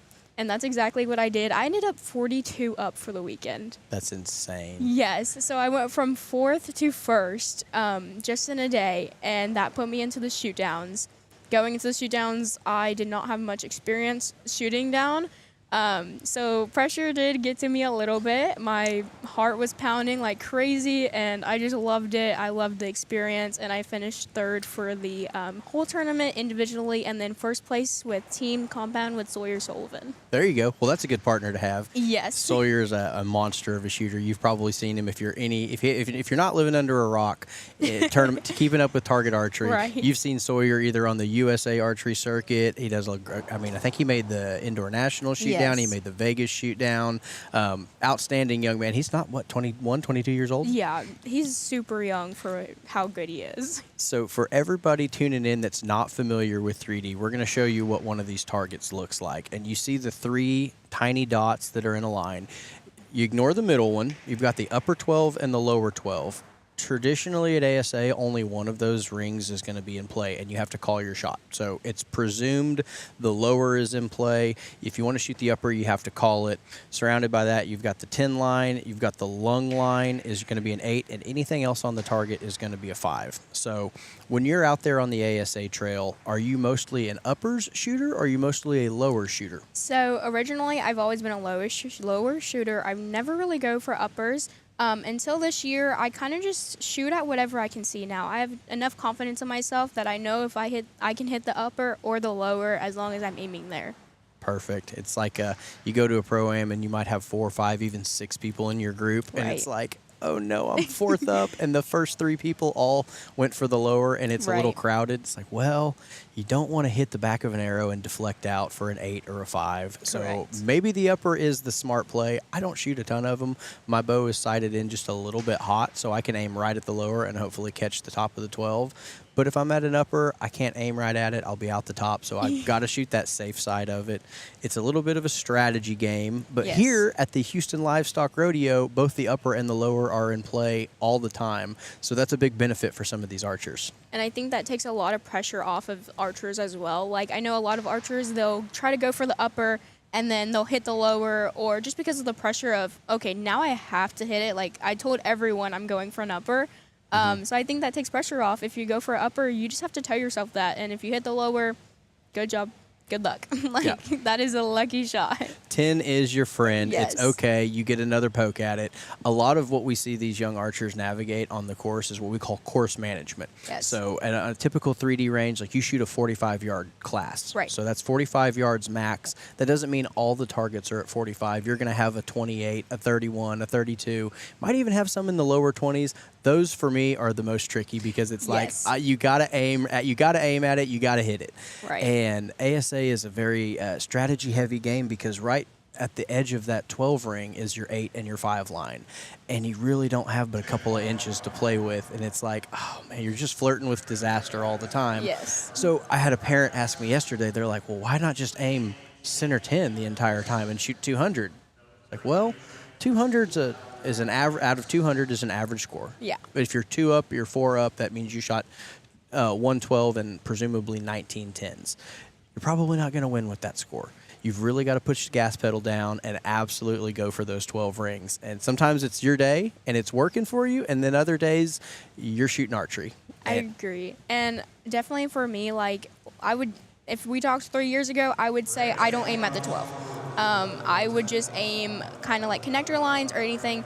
At this point, I'm such in a competitive mode that I have to aim at every 12. That is the only option mostly for me.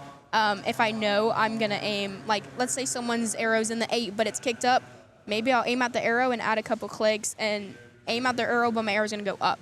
The whole goal is just to not try to hit it. Like, you want to be clean. I think I've only shot clean one time out of 10 years of archery. I've never done it. It is hard. It's very hard. And the sad part about it is the closer targets are the most challenging. I shoot 45 yards, and if I get put on a 33-yard deer, I'm freaking out because I can see the 12. I know the 12's there, but my mind isn't working and my process isn't going as well as if I was shooting a 45-yard target because I'm like, oh, I got it. Easy.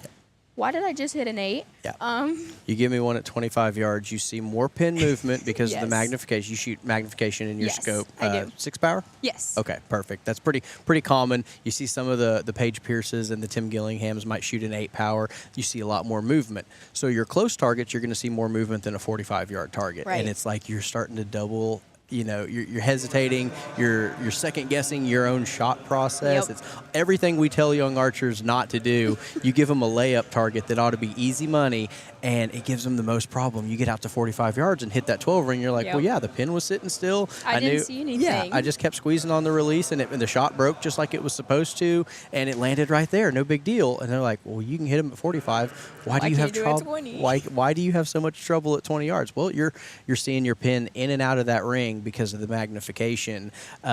Most people are shooting a very small pin, so you can at least see some of the definition on that target around it, depending on the lighting conditions. So it really can be tricky when you double guess on your 20 and 25 and 30 yard. Like that's considered a short yardage target Yes. for some of these upper competition classes. And it's actually really funny. It's so embarrassing to say, but I'll let y'all know. At Collegiate Nationals, I shot 9 12s. So out of 10, I shot 9. Did you know the only one I missed was a 24-yard coyote? I hate the coyote. 24 yards. I went for an upper, which probably shouldn't have done that. I went for an upper, and I barely, just right below it. And I looked at my dad, I was like, 24 yards. But then I cleaned it, and I was like, okay, let's another round. That's fantastic for Collegiate Nationals. And how many people or how many students from A&M did your team take with you? So I think we only took 30-ish, like 28, 30. Wow. That is not our complete team either. So we got third, and that we didn't even have our full team. Our full team is about 60 people. We only had half of our team, and we got third place, which is super good. But just imagine what we could have done with that many more people shooting. So I'm guessing that not all of them at A&M shoot ASA style. No, and a lot of people that we did take, we kind of had to tell them here, come practice with us so we can teach you and so you can learn with us. Me and Rendon Brooks, we were both freshmen at Texas A&M, and we kind of had to take the upper hand of just saying, this is what a 12 looks like. This is what your yardage is going to be like. This is kind of just the basic. We went to Brazos and everyone just shot together just because so many people are used to USA archery tournaments. Yeah, it's a totally different thing when you get them on foam. I would love to see the Olympic recurve kids come out. Yes. Because we've got a couple of Oklahoma freshmen down there. Dylan Hurt and Lydia Murphy are a couple of our Oklahoma girls that went and shot for A&M. I'm not sure what their majors are down there, but I'm always like, hey, they shoot. There's good scholarship money on the ASA side of things. They're like, we're going to stick with the USA archery side. So there's many collegiate opportunities. What are you studying at A&M? Kinesiology. Kinesiology. There you go. So you can tell me why my shoulder clicks when I shoot my hunting bow. Only in about 7 more years. Okay. Fair enough. We'll get the malpractice insurance and be official. So tell everybody out there, because we've got different classes here that kids are shooting. We've seen recurves, we've seen hunting setups, Olympic recurves, and your open setups. Tell everybody what equipment you shoot. Okay. So I am sponsored by a bunch of companies. So I shoot a Darden bow, a Sequel 35. That is the best bow I've ever shot in my life. I've shot many bows. This 3D season, I've shot 3 bows in 3 different national tournaments. Okay. It was a rough one. It was a rough little process learning. But the Sequel 35 has been the best bow I've ever shot, better than my Matthews. And I shot really good with my Matthews. And then I shoot Conquest bars, Zebros Light, which they are here. If you are here and want to check out a light, they are here. And then I shoot Shrewd, Axel, True Ball Release. I'm missing one. Oh, Summit Bowstrings. My guy Bryce. Yes. If you need bowstrings, those are awesome too. I have his new bowstrings, and I've put 7,000 arrows in there, and they still look brand new. Yep. Crazy. Super crazy. I think that's and Hamsky. Hamsky weights. Got to shout out Hamsky. Yes. I shoot their peep in their rest. I had the weights for a little while. It was the first generation ones when I was shooting a Hoyt. They would kind of come loose on me every once in a while. Yeah. It was only on the Stratos. Every other Yeah. bow that they put them on, it wasn't an issue. I was like, they keep coming off. He looked at me and was like, you shooting a Hoyt, aren't you? And I was like, yes, I am. He goes, shoot a different bow and it won't be a problem. Yeah. And then also for my arrows, I shoot Black Eagle arrows. Perfect. Shout out to Scott Hamlin. He's Yes. a Texas legend. He's your regional rep for Texas, Oklahoma, Louisiana, and Arkansas. I think so. I That's think about those, right. I think those are Yeah. the 4 states. Currently living in parts unknown. Yeah, he's always traveling. I always call him. He's like, well, I'm in Oklahoma right now. I'm like, you were just like in Mexico the other day, I'm pretty sure. We do kidnap Scott from time to time. He does a ton for archery. He's got a lot of kids, not only in equipment but high level equipment, and with a focus on making the bows fit the archer. I think that's the biggest thing. If you're new to archery or you're just getting started, everybody's got a ton of information out on the internet. And as maybe a parent or a mentor, you're reading through everything and you're trying to make it make sense. Biggest advice is to go to your local pro shop. Go Yes. see somebody that's done it, competed at a high level, and seen it for years and years, because the information floating out on the internet is not like, you don't want to see a small statured archer try to shoot a full grown sized adult's bow and Right. square peg round hole. It just doesn't fit. Yeah, and something like I shot for probably 10 years almost, and I didn't start off with like the biggest brand new bow. I shot a Matthew Stoke, which was yay big, and I shot that until I was good enough to move up. And it's not also about the equipment, it's about, are you ready for that? You don't want to put a 10-year-old in a 60-pound Matthews or Darden. So that's one thing I love about Darden is they fit the bow, and of course Scott, they fit that bow to you, and they're super kid friendly. Like, it's mostly a hunting bow. Like my bow I shoot is hunting bow. It's not a target bow. Target bows are a little bit more aggressive, I feel like. Definitely comparing them. So they are super kid friendly, and like they want kids to do good. They don't really target those upperclassmen. They don't target like 30-year-olds. They're targeting the youth because that's who they're giving their money to. They wanna help out. A lot of money that I won from this national tournaments this year from ASA, I won like $3,000 just from my bow for placing, and that money is helping me with college. So it's just a great way that I love how they target those youth archers. Yeah, they really do. Darton specifically does a fantastic job in not only supporting the amateur classes, but the youth classes, the Yes. young adult classes as well. And throwing it right back to our good buddy from Summit Bowstrings, Bryce Talley. If you are a shorter statured archer with a shorter draw length, I know the sequel series of bow goes down to like a 25-inch. Right. What Bryce will do is take those. He's a custom bowstring maker. Is absolutely extraordinary at his job. But one of his skills is he can put a shorter string on it to allow those bows to get down to 23, 24 inches, where you're shooting a short axle to axle bow for like if you're under 5 foot and your Right. draw length is 23. Bryce can make you a custom string that allows that bow to fit your shorter statured archers, like maybe a youth, and it'll decrease the poundage as well. So as your archer grows, you can move back to that, or that's call it a stock set of strings, or the in-spec strings, and it'll be right back to a 25-inch. And as they grow to 26, 27, 28 inches, the bow can grow with them. Because the biggest thing we want to stress here, for if you're new to tournament archery or you've never shot competition style, we want to get you in equipment that can fit you as you grow, because the tricky thing with kids is they're a moving target. Right. They grow constantly from, I don't know how early that you can get them shooting. 6 to 8 is our youngest age class at the ASA. Here it starts 8 to 10 years old for the Houston Livestock and Rodeo, because we're sanctioned under 4-H, NFAA, FFA. USA, FFA, ASA, any acronym everything. with an A in it. But, I mean, Yeah. triple A, NRA, you name, we've got it all. AARP. Yes, we've got it all here. So 6 to 8 years old, they're not gonna be able to shoot that bow, but for maybe a year, 2 years tops, and it's all of a sudden their draw length's too short. Right. And you lengthen it out, and now their peep's too low, and you're constantly, chasing them to make that equipment fit. And it's like, what are we doing here, guys? Like, my kid was shooting so good last year, and it's like, well, his draw length's like 3/4 of an inch he too grew short. a foot. Like, Yeah. That's a big thing. Definitely with me, I stopped moving.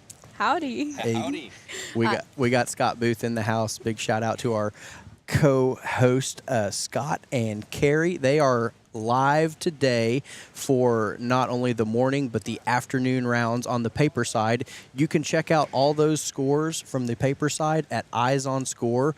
The 3D scores will be there as well. However, disclaimer, they are not posted in real time. There is a reason for that. So in 3D, like Nadia was saying earlier, you can shoot 8 or 10 up. You don't want to have your score posted Right. and have somebody else come shoot after you, because it's a strategic advantage if they know the number to beat. So Eyes on Score will have both the paper and the 3D scores, but the 3D won't be posted until all qualification rounds are complete. And I think I want to just touch base on that one a little bit. Also, it's like a two-way advantage, disadvantage. So if my scores were posted and I shot 16 up, and then we have someone else coming in and shooting, well, they know how many 12s they need to shoot. So that either puts pressure on them that they have to shoot that, and they're not shooting their personal best because they're dropping points because they're aiming at the 12 when they usually aim at the upper or whatever the case may be. So that's putting pressure on them, and they're dropping scores when they should be doing what they usually do, which their average may be 16 up or 18 up, and they shoot 10 down or 10 up. And then the opposite is they know how many 12s they need, so they're going to go for how many, and then they're going to say, okay, she shot 16 up, I just need to shoot 18 up, and I beat her. So that's why scores aren't posted, and that's a very good thing. They even do that nationally, just so there's no way to cheat, there's no way to put pressure on other people. You just have to go do your personal best the whole time, and it's only you against you. It's not you against anyone else, as long as you're having fun. I've heard that before. It's like, if the number is 8 up to beat, before you've even shot your first target out of 20, Yep. you're 8 points in the hole, and Yep. it's like, oh man, I've got to dig I out. have to It's go, like, no, yeah. you got to hit 1 out of every 5, and you're going to Yep. be 8 up. Like 1 out of every 4, you're going to be 10 up. Yep. Like you can win like that. And I think our archers yesterday had shot 16 out of 20. They're on their last set of 4 targets, because for this format, you shoot 4 targets and score. At a traditional 3D, you're shooting 1, pull, return, shoot 1 target as a group. And so it takes a little bit more time. Right. Here, we had 16 targets down with 4 to go. And I looked over at my co-host yesterday, and I said, now's when the nerves start. Here's where the cream rises to the top, is Right. the expression. You can have 4 targets left to go and be 2nd, 3rd, 4th, 5th place and just clean them and let everybody else implode. It's not over till the last arrow. I agree. And honestly, it's not over. Like, every shot counts. If you make a bad shot, it's kind of just about, a lot of it's mentality. I would say, comparing it from a 20-yard paper target versus a 3D target, I struggle more. I have struggled so much more with 3D because you're aiming at 12s. You can make it up. You can't make it up in paper. But it's just every arrow counts. Every arrow is different. Every arrow is a different target. Every arrow is a different distance. So it's crazy how much the difference are from paper to actually 3D. Pause. Sorry. Just making sure our live stream's still good. Constantly tech solving with Scott Booth is the absolute wizard of all things tech and broadcasting. So shout out to your Raising an Archer crew. They will be live on the channel as well. If your archer is shooting the paper side, you're not in the wrong place. You're just on the wrong channel. So you can adjust your TV dials at home. We're going to be starting off on the 10 o'clock line here in just about 10 minutes. They'll go through a brief safety meeting. They'll get their archers on range assignments, because we do have 4 ranges here depending on your max distance, and that allows everybody to shoot on one giant line together. If you're interested in 3D archery, the next one of these in Texas is going to be mid to end of January. Paris will have the indoor coming back this year. Have you shot that one yet? I have not. I haven't either. It's going to be a good time. It's all known distance indoor, so you're not going to be out in the cold. And they'll have multiple ranges set up for your traditional ASA classes. That'll be another indoor 3D opportunity. And then about the 1st of February, the schedules come out about November 1st for 2026. So February to July, anywhere in Texas, Oklahoma, any of the surrounding states, you can find information on where you can go shoot 3D either at your local range, or you can do as much driving as you want. You can come all the way up to Oklahoma and hang out with us. We're a fun, rowdy bunch of hooligans up there. Shout out to all the Oklahoma people tuning in. I'm hoping that this event will one day expand enough to let some possibly out-of-state archers compete. That would but be cool. right now, it's just for the Texas residents before they graduate high school. So Right. age classes are 8 to 10, 11 to 13, and 14 to 18. They break them up based on recurve, Olympic recurve, pins setup, and open setup. So long bars and lenses for your open, Yes. short stabilizers and pins for your pin classes. I think the 8 to 10 combines the recurve and the Olympic recurve. They split those up in the 11 to 13 and the 14 to 18. So quite a few classes. You only have to compete against peers that are your age and equipment level. Right. So don't feel intimidated. I think that's the hardest thing with target archery is sometimes people think that it's really hard to talk to them. They're all clicky and they got all these Yeah. gizmos and stuff on their bow, and it's like, we really just want to share the sport with you. Right. We're all doing this because we love it. So might as well just share your experience and your stories as well. What's been the best thing about shooting tournament archery for you? Oh, this is a hard question. Honestly, Winning. winning is fun. Winning is fun, but I'm going to say growth. I'll take your word for that. Winning is fun, but the growth, like how much I've grown from a little 10-year-old Nadia to now, I have become a whole nother person because of the community archery has brought to me, because of the challenges, mentality. I used to break down and like cry if I had a bad shot, and now I'm just like, it is what it is. It's not over yet. I mean, you can go shoot one bad day and then go shoot your personal best. So I think it's just the growth of how much better I've become, and I'm such a different person because of it, and I'm so grateful for that.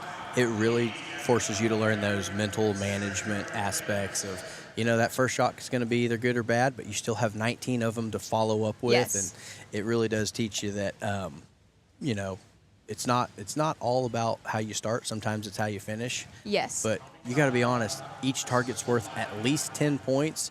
200 is the score that's average, but if you shoot 200, you're just not going to win at any of these big tournaments. You've got to hit those bonus rings. So you're in a high-level situation, or high-leverage, rather, situation every single target. Like, how many times have you been 19 targets in, and all you have to shoot's a center 10 to have your best score ever, and somehow you still manage to shoot an 8 or even a 5? Yes.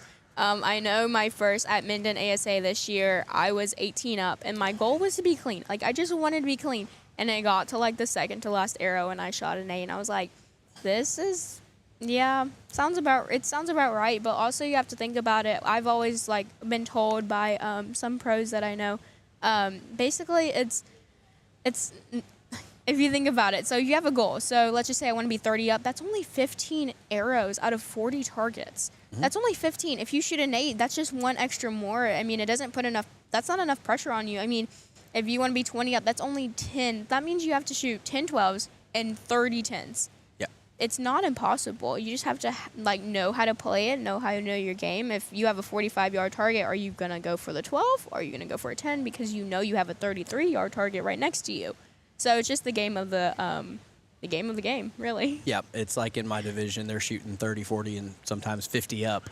So you got to hit at least one out of every 2 and do it clean. Like, it's high leverage all the time. And people will ask me, back home at a qualifier, 8, 10, 12 up might win that weekend. Yeah. You go to a Pro-Am, over both their rounds, they're shooting 20 up per round. They might be 40 up on a weekend. Right. So we're out here on target number 1 swinging for the bleachers.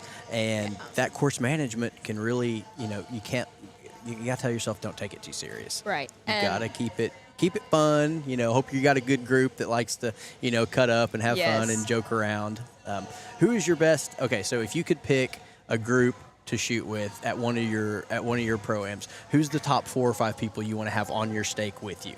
Holy cow. Okay, I would Could be anybody. You shot with them in the past, or anybody out there. Okay, I would definitely have Rendon. Me and Rendon are a good group right there. We'll definitely joke around. This is so hard. I would have Colton Brazier. Okay. He's in Louisiana. He's a Matthews pro. I would honestly, I've never shot with him, but I would want to shoot with Levi Morgan. I think that would be a sick, that would just be cool. That would just be cool. You're gonna have him shoot known or unknown? Unknown, so maybe I can beat him. There you go. my one chance. Man, I don't know a lot of people. I just want to have fun. That's probably my little group. 4 people. I mean, we're all super good, so we'll probably be breaking like arrows at 4 people. Yeah. So I think I'll cut it off right there. I like having the bigger group because you got a little bit Really? more to aim at down there. But I only shoot lowers. I don't shoot a lot of uppers. Yeah. So every once in a while, it's like if you're 5th or 6th up, and it's just there's nothing left. I mean, you got Yeah. 3 in the lower and 2 in the upper, and you're the 6th person on that stake to shoot the target. 6 is the max in Yes. ASA. Typically, it's 4, maybe 5 on a busy day, but you can have 6 in a group. That's the upper limit. But 6 arrows in a little circle that's about that big Yeah. around, that's your 10 ring. So 2 12 rings inside that. There's not a lot of real estate, and it really makes you kind of pick your shots. And sometimes you have a target that you think you can get at 33 yards because you Right. can see it, and all of a sudden, oh, I was going to put that arrow there, and there's Yeah. 2 of them clogging it up. So you really got to be worried about kickouts. Deflections is what we're talking about now. Sometimes they kick into the 10. Other times they kick all the way down to an 8 or a 5. And you Yeah. made the heartbreaking thing is you made that shot, but there was just another arrow in the way. So Yeah. you can play a little bit, almost play defense in archery. Everybody's shooting large diameter arrows, line busters. Here, our max is, I believe, 23s Yes. for this event. Out in the pro ranges, you'll see them shooting 23s, 25, 27 diameter arrows, even for 3D, which is hard. A 27 is mostly used for indoor, but you see some Yeah. people will shoot them Those for guys, 3D. like, it's like tree trunks. They're just like slamming them there. Like, they could be like an inch away from the 12, and it's like, how did you get that? Like, Yeah. how are you touching the line right now? Yeah, it's incredibly tricky. And it sometimes it means your opportunity goes away if you're shooting last in a group. Right. I like shooting first. I don't mind. Really? Yeah, blank target's good for me. Okay. It doesn't distract me because if you have one right on the right side and I need to aim on the left side of it, what'll happen to me most times is I'll miss on the opposite Yeah. side because your eyes are drawn to those Yep. shiny arrows down there. You put the sunshine on a aluminum bushing and it's like a little spotlight, almost Yes. like a beacon in down there when the sun shines on it. So it can be very distracting when the sun hits. I shoot black arrow, black knock, black vein. Yeah. I'm not bothering anybody down there. But some people don't like that. They think that's in poor taste because I'm not giving them something to see. Right. Everybody's eyes are a little bit different. So you can have any color variation of arrows, wraps, blacked out bushings, aluminum bushings. I shoot at 3D Nationals. I am shooting someone else's arrows, but I shot all white. And it honestly, I think another thing with me is you're not worrying about what other people are shooting. It's not that competitive. So as long as you're putting your arrow on the 12, that should honestly be the only thing that matters. If your arrow's on the 12, you don't need to look down and see if your arrow is outside of the 12. So if your arrow's in the 12 and you can see your arrow, that's what you want. You want to be able to see your arrow. I don't really care if I'm giving someone a guide because, like I said, you have to be able to hit that arrow. Yeah. So if you can't hit the arrow, then there's no point of really. It is what it is. I've shot all black before, and then I've shot all white this weekend. I had a guy, this is probably 2 or 3 years ago at Metropolis. He was shooting a PS26 with a white wrap, 2 white veins, 2 yellow veins, and Oh, wow. a neon yellow knock, and a shiny bushing. I was shooting an 010 diameter, a 10,000th pin, and every time my pin would come close to his arrow, it would take all the light out of my fiber. So I was shooting off my post all day because his shiny beacon of an arrow down there in the target would take all the light from my fiber. And that's it's considerate of him to shoot a bright arrow to give people Right. something to aim off of. But for me, the way my eyes are and my scope setup it was an extreme disadvantage. So every time his was not close, I was like, okay, if you're in the lower, I'm going to aim at the upper just to get Yeah. away from you. And that's would be the same question I asked you. How many times did you hit that arrow? You know what I mean? Like, you can have an arrow that's like neon orange, but if you don't hit it, I mean, if he's in the 12, then it just goes to that point: is someone going to be able to hit your arrow if they do? I'm figuring that more and more this happens to me. We talk about trying to sneak an arrow in above Yeah. or below, to the left, to the right. I'll just aim right at it because the chances Yep. it's going to hit and deflect are 1 in 100. And Yep. if I can hit it around there, those other 99 times, I'm probably going to catch that 12. It will kick out. It will deflect every once in a while, but it's a very rare occurrence. It can be a heartbreaker though. Yeah. It's like losing a perfect game in the 8th inning. It's like, And another thing, like for me, like I did this weekend, I've never done this before, but if I was aiming at an arrow, I would add like 2 or 3 clicks because, again, my scope is only, I think, 1/8 of an inch difference. So 3/8 of an inch, if I'm aiming at the arrow and I just want to be right above it, there was many times where I just went right above it, right underneath it, just because I was like, I don't want to hit their arrow, but I want to be so close that you hear it smack. Yeah. And that's exactly what happened. I would aim at their arrow, add a couple clicks, and I was hitting right on top of their arrow perfectly. Yeah. It was amazing. It was a good weekend. that's why I leave my 3D bow just about between a 16th and an 1/8 of an inch high. Right. So if I'm going to aim right at the lower, I'll be towards the top of it. If I want to aim at the upper, I'm aiming at the connector line, and it'll give me that height. So Right. if I aim right at the upper, I'm going to be at the top side or out the top. So missing Right. high is bad for me. It's not. I usually miss low. Scott Hamlin was telling me, he's like, you need to be an uppers shooter. You miss low on the That's weak how arrows. I am. But when you go for the upper, you hit high, don't you? No. Really? That's the left and right thing because I get the bow out of the way. I want to see where that arrow goes.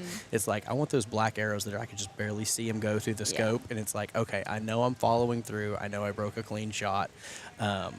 Sometimes you throw that bow out of the way trying to see where the arrow goes. And it's like, well, Yeah. there's a 9-inch to the left miss Right. again. Don't know why that has to. You turn around. What happened? That was just me, actually. That was just my shot process. Yeah. I think I'm pretty sure that's where the pin was, actually. Yeah, that was me when I would shoot a hinge, and it would be like 14, 15 second long. Shot's gone way too long, hasn't left the bow yet, and everything just, the eyes go fuzzy and Yes. breaks. I'm like, that's probably a nickel real low. They go, actually, you're in the bottom of the 12. Good shot, dude. And I'm like, oh, I didn't see it. Oh, my bad. Wasn't aware. Everything got dark and fuzzy, and my vision was starting to go, and just kept pushing and pulling, and the arrow eventually left. Right. I think they're starting their point. I think they are getting ready to start. We've got the headsets on, so we can't hear what's going on out here. But it's about 10:06. I'm a range official. They do a brief safety meeting before each line. So they do instruct the archers on process, procedure. That's mostly a safety briefing. So it's important to mention that there's not just people running around out here. Yeah, It's no. very structured. Yes. You've got whistles. You've got people with flags. Nadia is going to be out there with the green flag for shoot. And then there's a whistle where they will signal to the archers that it's time to go score as a group. And we have our volunteers here from the Ranching and Wildlife Committee from the Houston Livestock and Rodeo who are doing a fantastic job Yes. putting this event on. I think there's as many volunteers here as there are archers, and there's Yeah, there's a lot. there's over 500 archers, and I think there's at least a volunteer for every 2 archers. Yes. So I think there's 262 of them on the committee, and most of them are here all weekend. Wow. Growing this event. It's been happening since 2019. I believe, and had it Sounds missed a about year right. for COVID in 2020, but after that it was bigger and bigger every year. So they've now added 3D. It used to just be paper, which we like indoor archery. Indoor archery is great. Mostly come from a 3D background, so Yeah. we like to see the added opportunities because it's more payout money. Yes, that's what I was about to say. It brings more opportunity to win more prizes. Yep. So they are giving out over $140,000 across this event. Yes. We did the math on it. I think they're between paper and 3D. There was 531 archers, give or take, registered at the end of pre-registration. If you divide 140,000 by 531, I think it's an average of $263 per Sounds shooter. about right. Yeah, it's in awards money. So throw on top of that a giant trophy as well as the Texas Lifetime Hunting and Fishing License. This is a great event for these kids to come compete in or just come try out archery. If you have a local 4-H and you've never, dove into tournament archery, come check it out. We're going to be here all weekend. They've got plenty of seats for you to come. If we've got grandstands, bleachers, seating. They've got food caterers. We also have some vendors, like we mentioned earlier, from different archery organizations that are here. I think this is going to be one of the premier 3D events in the next 5 years. Oh, This is going to be circle the date on the 100%. calendar. Now, before I go, because I'm going to be called over pretty soon, I want to hit back on the awards. Yes, the awards is so great. I've had kids that never shot a 3D tournament in their life, and they pay out top 8 for in the indoor section. So you can still win $200 even if you're top 8. all the way up to, I think it's a 12, 750 for the first. maybe. Yeah, 750. 600 for second, something like that. Right, and then for 3D, they give buckles out for first, second, and then I think they pay out top 4. I want to say. Maybe a little off, but I think it depends on class Yeah. size, so it's a little bit scaled to how big your division is. The more people they add, the more the people more they pay out. out. Yes. And last year, I won 2 shot, bow hunter and open, and I won first place for both of those. So I'm actually using that money for college, and I think I won $2,000. Oh, wow. $2,000, 2 That's Yeti awesome. coolers, 2 lifetime and hunting fishing license, 2 buckles, 2 banners. How are you going to use 2 lifetime hunting and fishing? Does that mean you get 2 bag limits? No, It's so just I one? can only use 1. So I should have got the total box last year for. I would have gave someone my lifetime and fishing license for a total box, but it wasn't allowed. But yeah, I got a lifetime. So now I have a life. I mean, even that's $2,000 by itself. I Yeah. got that, and it's in my name permanently. I have my card on me too, and I'm like, we're chilling now. Never have to pay for it again. I got my lifetime in Oklahoma when I was 7 months old. My dad took me down there as a baby, he put me on the counter and said, he's a legal resident of the state of Oklahoma. He would like his lifetime combination hunting and fishing license. So, uh-oh, I heard they announced Case Yep. Scott's here. So Oh, gosh. we got killers in the building, y'all. Yes, super good archer, super young and super good. Yeah. So I think I'm gonna head out. It was super nice talking to you. That was too. super fun. Thank you for sitting in with us, killing some Of killing some course. downtime. I never want to have dead air going on. But Yes, I agree. I do appreciate you taking time. If you get free, come stop back by Oh, later. yeah, for and, sure. Good luck. We'll just be able to, yeah. Yeah. Well, Nadia Prophet, everybody, freshman Texas A&M, 3D shooter extraordinaire, and past champion of the Houston Livestock and Rodeo Archery Competition. Thanks for being with us. Thanks and gig 'em. Bye, y'all. Get you muted there. Well, good luck. Thank you so much.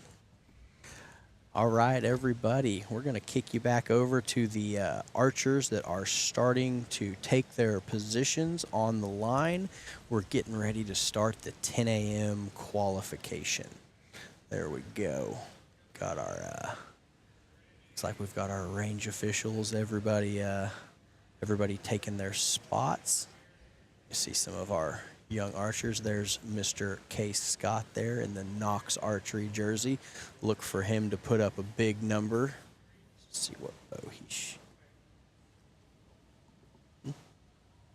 let's see here. So we're back 10 a.m. start time. Our archers have already been through their safety briefing. We do that before every end, just to make sure that they are, everybody knows the procedure. What you're going to see here is archers are going to shoot 20 targets, 1 arrow at each target. They are at different distances. That's pretty typical for 3D. They're going to shoot them in groups of 4. And what you're seeing here is they're all going to hit it with their rangefinder. They're going to know a distance, so they can either dial their sight or they can use a pin setup to basically gap their pins to try to place their arrow in the scoring rings of the target. The scoring possibilities on the target are a 12 ring, a 10 ring, an 8 ring, and a 5. Archers that miss the target will receive 0 points. So if you have any interest in 3D archery, there's a million different ways to score it, but you're going to see the scoring rings are indented on each target down there. Sometimes you can see them if the sun or the light hits them good. Other times you might have a target in the shade, or it might be a darker colored target. You kind of have to go based on the shape of the animal, the contour of like where the leg is. You can see some of the muscle contours. They're 3D targets. They're life size and 3-dimensional. So you kind of have to take what the target gives you, and there's a lot of strategy involved in figuring out if you can locate that ring, if your setup allows you to see it, because some of these archers have scopes and magnification in their bows, while others are shooting just a pin setup. Some have no sights at all, and they're shooting a recurve or a bare bow. So every different level of equipment will have its own competition class. We break them up amongst their age and gender, and just let them shoot their best 20 arrows for score to see the best of the best. Got some announcements going on now, trying to hear kind of what they're saying. Big shout out to the Houston Livestock and Rodeo for putting this event on. It has gained attendees every year since 2019, its inception. It could not be possible without the Ranching and Wildlife Committee. Big shout out to all their members here who are doing a full weekend's worth of volunteer work to bring you this event. And as we mentioned earlier, over $140,000 in prize money to be given out to our young archers. So they're going to shoot 20 targets. They've got them in, I don't know if you can see on the ground, there's color-coded numbers. Each target down there will have a corresponding number. So they're going to shoot 4 targets at once. All go down together and score those 4 targets and return and shoot the next 4. So 5 groups of 4 targets for a 20-target round. Over 531 archers registered between the 3D side and the paper side this weekend.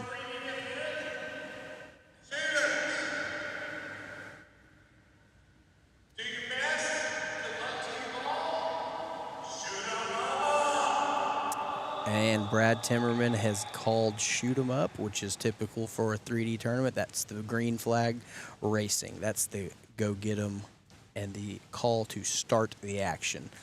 So you're going to see your archers beginning to range the target, draw their bows, look for that perfect place to put the arrow.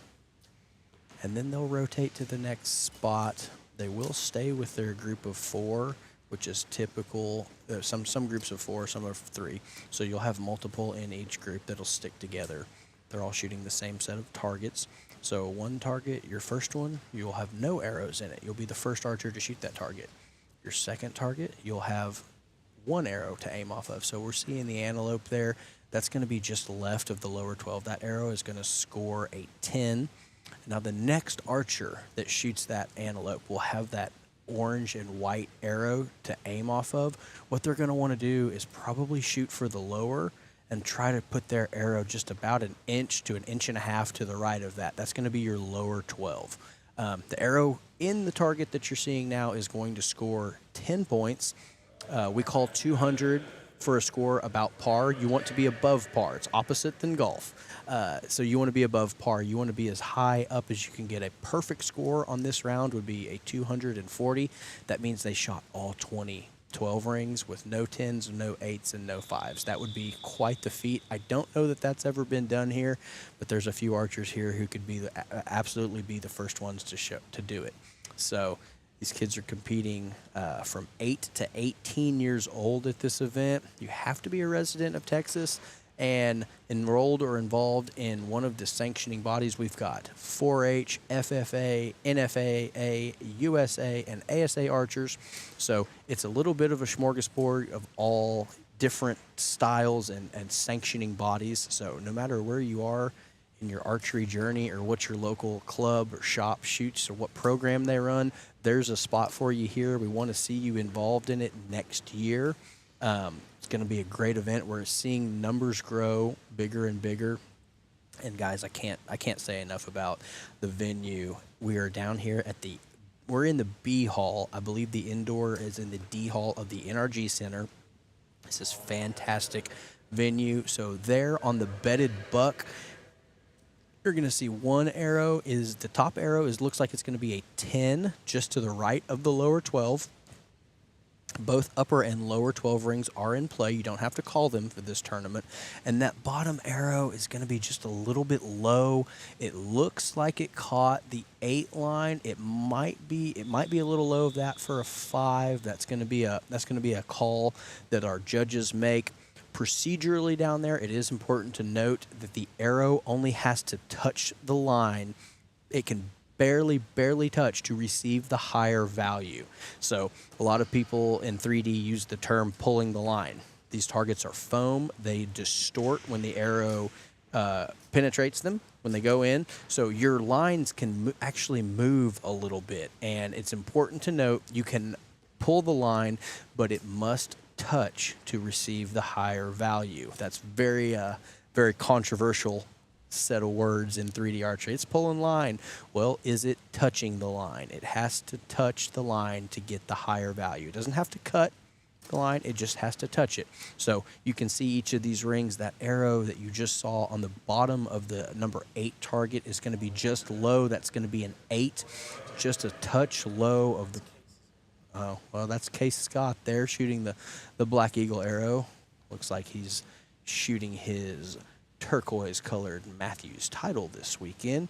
Case shoots for Knox Archery. If you've ever got to share the range with Mr. Scott, you can guarantee that you had a good day and probably came in second place that day. Case is a monster of a young archer, puts up a big score, whether it be indoor or 3D. I've got to shoot with him a couple times.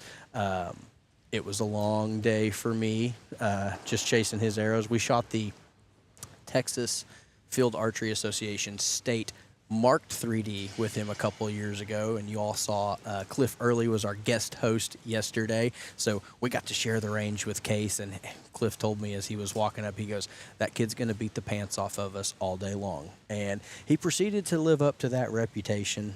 He's a fantastic shooter. He's podiumed and I believe won some of the ASA Pro-Ams that he attended this past season, so you will see Case on the podium not only locally but nationally, along with some of these other young archers. They're absolutely a master of their crafts. See that arrow there? Looks like it could be at the bottom of the lower 12. You've got 2 arrows in the 12 ring, and that arrow out to the left, the lung line, is going to be an 8. It looks like it did catch an 8. So on the Lynx target number 5, you've got 2 arrows in the upper 12 and 1 out to the left that looks like an 8. So that's part of the strategy we were talking about earlier. So you have something to aim at, or alternatively, you have to navigate your arrow around the other arrows in the target. So it's a little bit of a game of strategy. There are 2 12 rings. The upper and lower are both in play. You do not have to call them. Traditionally at a 3D, you have to call your shot. So it's kind of like pool. Archers are waiting to finish their line, clear the line for their first set of 4 targets, and they're going to go down, score them all as a group. Sometimes that's easy to do. Sometimes it's a liner, as we call it, in 3D archery. So there's a little bit of interpretation to be done on the targets. You'll see some of the judges will come out with flashlight or magnification glass, something to get a really good look at it, because you don't want to take points away from an archer on a questionable arrow. You want to give it a full 360 glance. Sometimes you need magnification. Some of these people like me that are a little bit older will have to turn their binoculars around backwards and use them as a magnifying glass. So the arrow, once again, only has to touch the line at any point to receive the higher value. So it's very important to get a good look at some of these arrows. A lot of them are shooting what they call line busters, or larger diameter arrows. Those are 23 diameter max for this event. Some of our pro archers and other competition archers will shoot 25, 26, 27 diameter arrows. But for this event here at the Houston Livestock and Rodeo, it's a youth event only, and they do limit them to a 23 diameter arrow. Most arrow companies make one. They come in various different sizes, but it is 23/64 of an inch is the diameter. So you see our archers here at the Lynx target. They do have scoring help. You see our Ranching and Wildlife Committee members are keeping both a paper score and an electronic score. So if you want to check the scores for this, they will be on Eyes on Score along with the paper side. Distinction there is the 3D scores will only be posted at the conclusion of qualification rounds. We mentioned that before, as it is a strategic advantage to know what your opponent shot. So you can't see their score until all the qualifications are over. So you as an archer shooting on the line won't know what the high score currently is. And that's a big thing that's going to change the game, because you have to shoot as many points as you can while minimizing the risk. Your 12 rings are dangerously close to your 8 and 5 ring scores. So you can shoot center 10 on 3D all day long, and I know these archers are capable of it, but if you score 200 out of a possible 200, you're not going to be up high enough to get into the money, the winning money, the top of the group. So you're going to want to shoot between, depending on what class, you could shoot 4 or 14 up or 24 up. You want to shoot more 12s, as many 12s as possible. You don't want to shoot any 8s, and you don't want to shoot any 5s. So the analogy I give people for 3D archery, shooting at 12 rings, is like, imagine we're going to have a race through a school zone, and the first person to get a ticket loses. It's like, okay, you want to go as fast as possible without getting a speeding ticket. So it's a high risk, high reward situation when you go down there and try to navigate these targets. So you see our archers retrieving their arrows from the turkeys. What they're going to do there is, usually these foam targets will sometimes leave a little bit of foam residue on them. So you always want to check your arrows after, make sure that there's not any cracks in the carbon. Also, you want to make sure that there's not any foam residue as the arrow leaves their launcher blade or their drop away rest.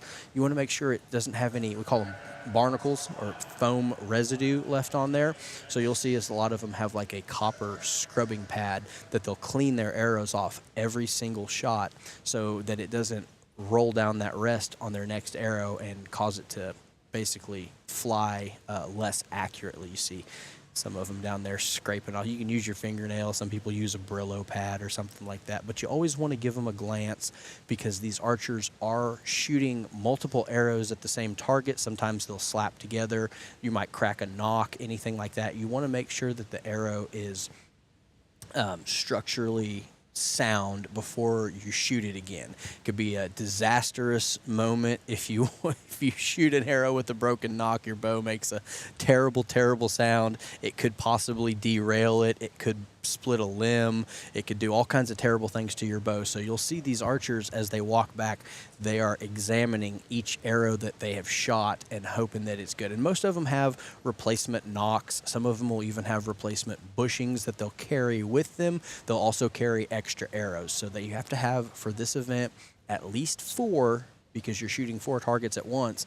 But if somebody shoots your knockoff or damages the back of your arrow, you want to have additional arrows with you just in case, so you're not knocked out of competition or forced to, take a 0 on a target because you don't have an arrow. So sometimes they've got 5, 6. You might even see them carry a full dozen arrows, or at least some replacement nocks and bushings. So big safety concern out there. And these archers, we're seeing some of the senior class here in front of the broadcast booth. They've been doing this probably for quite a few years. They're almost like mini professionals. A lot of them do shoot at a level that could be competitive professionally, but they are grouped amongst their age class peers. So this is be the 14 to 18-year-old class, and we have both open shooters as well as some bow hunters on the line here for the pin setup. So no matter what your skill level is in archery, we want you to come out. We're going to show you the target schedule. We are doing a paper archery tournament as well. That's right next door. You can catch all the action live on the Raising an Archer YouTube. We're streaming both events simultaneously. So Scott and Carrie are across the hall holding down the broadcast booth for us. They are going to be in the middle of their 8 a.m. qualification. We're going to turn around after lunch and do another 1 p.m. qualification for paper, followed by an 8 a.m. qualification tomorrow, and then 1 p.m. eliminations on the paper side. The 3D side is similarly structured. We are at the 10 a.m. qualification right now. We will break for lunch after this. The rounds take about an hour and 15 minutes, 10-15 minutes to complete. So we're going to break for lunch after this and be right back with the 1:15 and 3 p.m. qualification lines. There'll be one more 8 a.m. qualification tomorrow, and then immediately into shoot downs. So your classes on the 3D side with 15 or more archers in attendance will have a head-to-head competition to see who's going to be the winner this week. Like we mentioned, they're competing for over $140,000 in prize money, a trophy door prizes, as well as a lifetime Texas hunting and fishing license. So we're gonna be here broadcasting all the action. We're gonna show you where some of these archers are placing their arrows in the target. Might keep our fingers crossed that they like where it lands. That's typically hard to do on a 20 target round. Let's see if we can grab somebody in here to come do a. We're gonna get some help for old Neil. I'm the Oklahoma ASA State Director. Graciously accepted an invite from Scott Booth to come down here and help them do the 3D broadcast, and we've got, thankfully, some. We're gonna get a special guest co-host in here to help you guys see some of the action as it goes down. Big shout out to Brad and Tara Timmerman. They are your Texas State ASA directors, as well as the Assistant Federation Director. So we've got some great support here in the state of Texas for all our 3D archers. As the archers, you're going to see them rotate to the next spot. They're shooting groups of 4 targets and scoring 4 and returning to shoot the next group of 4. They're shooting 20 targets total. Takes about an hour and 10 minutes, and we're going to rotate over 500 youth archers through this venue over the weekend. Like we said earlier, it's grown every year since 2019. We're hoping that it expands. There's been some talk of hopefully allowing adults to shoot. I'm excited about that. I would really hope that we could open it up. It is for Texas residents only, so if you live anywhere in Texas, doesn't matter if you shoot ASA, NFAA, USA Archery, FFA, 4-H, any organization that has sanctioned archery, there's a way for us to verify your membership, and you will be eligible for this. You see Case Scott shooting his Matthews title. He's got long stabilizer bars with a bunch of weights on there. That's to stabilize the bow before and after the shot breaks. Looks like a good shot from Case. That's going to be just a little bit low of the upper. That's going to score him 10 points. Now that bedded buck is quite a ways out there. That might be 33 to 35-ish yards. It's hard to tell from here. So that's close to his max distance of 40 yards. These targets are in varying distances. So you're going to have some that are close. You're going to have some that are far. What you have to do as an archer is strategize amongst these 20 targets, which ones you can hit, which ones you need to lay up on. Or if you're a Ricky Bobby, if you ain't first, you're last kind of mentality, you can go out there and aim at all 12 or at all 20 12 rings and just let the arrows fall where they do. So that's another great strategy. That's typically how I do it, but it doesn't always work out that way. So it's not a bad thing to play it safe, but you do have to find the time. You have to pick your targets and take some risks. Try to shoot those bonus rings at the edge of the 12 ring. So this is our senior line that you're showing. There's our broadcast booth up there. Got a left-handed shooter here at full draw. Looks like he's also shooting the Matthews title. That's going to be the pins class with the short stabilizers and probably a pin setup. Looks like that's going to be good for if he's I think both of those arrows are to the left. The closer to the center might be close to that upper 12, but I don't think it's got the height. Those are probably both going to be scored as a 10. So the diagonal rings, you have an upper 12 and a lower 12. Traditionally, at an ASA, you're going to have to call or indicate which of those 12 rings you're shooting at. For this event, because they're shooting in groups of 4, in target groups of 4, it wouldn't be possible to keep track of who's called upper on which target. So to remedy that, we allow them to shoot at both the upper and lower 12 without indicating. That's a huge benefit to the archers because that 10 ring is about 4.5 inches in diameter, and those 12 rings are just a little bit bigger than a quarter down there. So if you go hang up a quarter at 40 yards and shoot all your arrows at it, these archers might be hitting it at least half the time to shoot 20 up on a 20 target range. That's very precise shooting. Very impressive. A lot of discipline from these young archers. And these could be people that are shooting a hunting bow, or these people might have a bow hunting bow completely set up just for hunting, and they have a strictly tournament bow. So you don't have to spend a bunch of money to do target archery. We do have classes for people that want to shoot their bow hunting setups. Let's see, we're looking here at the, let's go to the antelope there on 8. So those arrows, you're going to see at least one in the upper 12 at the top.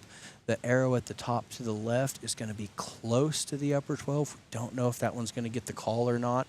And your arrow at the bottom looks like it has a pretty good chance at being in the lower 12. You kind of see some shadows playing. I can't tell if there's 3 or 4 arrows in that target. There's just 3, it looks like. So 2 of those possibly are going to be a 12, maybe all 3. That's why we have line judges down there. You'll typically see the archers all carry binoculars with them. So after they shoot an arrow, what they're going to do is they're going to glass it and see, because you have to turn around and shoot another arrow. So you're going to want to see if you're hitting to the right, to the left, high or low, because our open shooters are allowed to adjust their scope between any arrow. Our pins shooters are not allowed. That once this competition starts, our pins shooters are locked down on their sights. If there's anything that's changed on their bow, they're going to have to compensate by aiming off, aiming left, right, high, or low, depending on how their bow's hitting that day. So there's a little bit of strategy involved as the round progresses. These archers, what they're doing, it's incredible to see them from a young age critical thinking and working through these problems, because your bow, you can come practice the day before, you can practice at home, and everything's hitting where it's supposed to. And if you've ever shot tournament archery, you know the big day gets here and all of a sudden it's just not going well. Well, we still have 20 targets to shoot. And what these archers are having to do is evaluate after every single arrow where their arrows are landing and how do they compensate for that in real time. How do they overcome equipment issues? Now, an important distinction you will see in a typical 3D tournament, they are allowed to call what we call a breakdown. That means that something has affected their bow, something has changed or malfunctioned in some way. We do allow them to go return to the practice bags, get their bow back in working order, and then finish their round. So we had that yesterday on our afternoon line. On Friday, we had an archer that had a couple arrows downrange and something was off on his bow. What he did is he indicated to the range officials that he had experienced a breakdown, and from there he was allowed to return to the practice bags. And then when the round completed, his group stayed with him while he while he completed his scoring round. So you'll have the group stay with them as well as the line judges, and that's a hard thing to come back from. He handled it with a lot of poise and integrity. He just stood up there all by himself on the line after the tournament had concluded and finished his scoring round. So if you're not quite ready and you're not quite dialed into a tournament, don't let that be the reason that you stay home. You can still come out. If you think you're close to dialed in, you can finish sighting in your bow on the practice bags before the competition starts and still be ready to go the morning of. That's never an ideal situation, but it does happen. See, it looks like they're scoring on the mountain lion here. Nope, this looks like the Blesbuck. Sorry, the mountain lion's behind that. That's that big spiral horned Africa. These are Delta McKenzie targets. These are typically what is shot at an ASA event. That's the Archery Shooters Association. And there's 20 different targets. You have 3 deer, a pronghorn antelope, a coyote, a bighorn sheep, a lynx, a howling wolf, a turkey, a bear, a javelina, a hyena, a Russian boar, mountain lion, a mule deer, a leopard, and a wolverine. Those are the 20 official Delta McKenzie targets that are shot at your ASA Pro-Ams. They make more than just 20, so you'll see some targets that will return. They used to shoot a big standing bear. There's been some different African animals that they'll rotate every couple of years. They'll take a few targets and retire them and bring some new ones back. So this year, our new targets are the mountain lion and I believe the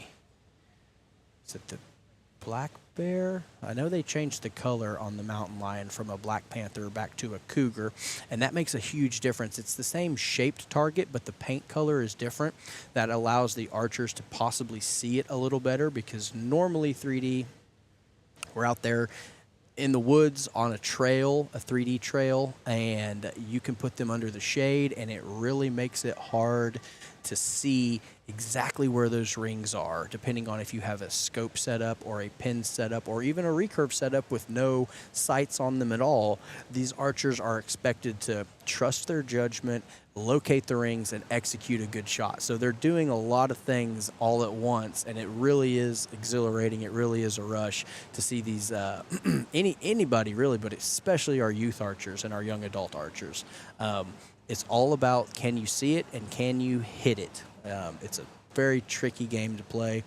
I think they're all returning now. This will be their third round of 4 targets. So we're making good time here. The lines are starting to get more and more full as the day progresses. Like I said earlier, we'll be back here with the 1:15 line and the 3 p.m. line as well. So we're cycling hundreds and hundreds of archers through this event, and they're all competing for a great amount of prize money, as well as a lifetime Texas hunting and fishing license with some trophies and scholarships on top of that. So this is a great event that the Houston Livestock and Rodeo is putting on.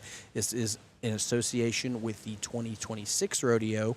Originally, this event was hosted at the same time as the rodeo, but because it's grown so much, they have moved it off of its original spot, and it's a standalone event, but it is associated with the 2026 rodeo. So even though it's in the fall of 2025, these kids are competing to be the 2026 grand champion for Texas. So it's a fantastic event. Anyone out there that's a resident of Texas that has an archer between the ages of 8 and 18, highly encourage you to come check this event out. If there's anybody out there that has any questions, drop us a comment. Contact myself, Scott Booth, with the Raising an Archer podcast. They do paper archery as well as 3D archery. Those are both simultaneously broadcasted this weekend, so we're going to have all the action for you right here. If your archer's competing, make sure and tag your family members in the comments. Anybody that wants to see them shoot archery but maybe doesn't live close enough to make the travel, to make the drive.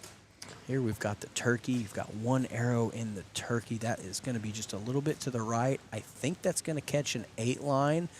It's going to be close. You see your arrow in the black bear. That's very, very close to the upper 12. I think that could have a chance at it. It's hard to tell on the screen. Thankfully, we don't have to score them from back here. We do get to get a close-up look at them when the archers go score them. So they score them as a group. There is a little bit of interpretation to it. You always want to make sure and take a close look at the target. Like I said earlier, the line only has to be touched by the arrow just barely to get the higher score. So if it's out, you got to try a little harder, but it's very hard to see. A lot of these archers are very familiar with these targets. They kind of know where the ring's set. And hopefully if you're shooting second, third, or fourth on a target, you've got an arrow to aim off of for reference. So a little bit of that, a little bit of that is involved strategy-wise. And now we've got our Texas State ASA Director, Tara Timmerman, back with us. Tara and Brad have put on this event the last two years? This is our second year. This is our second year for 3D. So Tara is your Texas State ASA Director, and her husband Brad is the Federation Assistant Director. You got it. Is that it? I said first Assistant Director to the Federation something.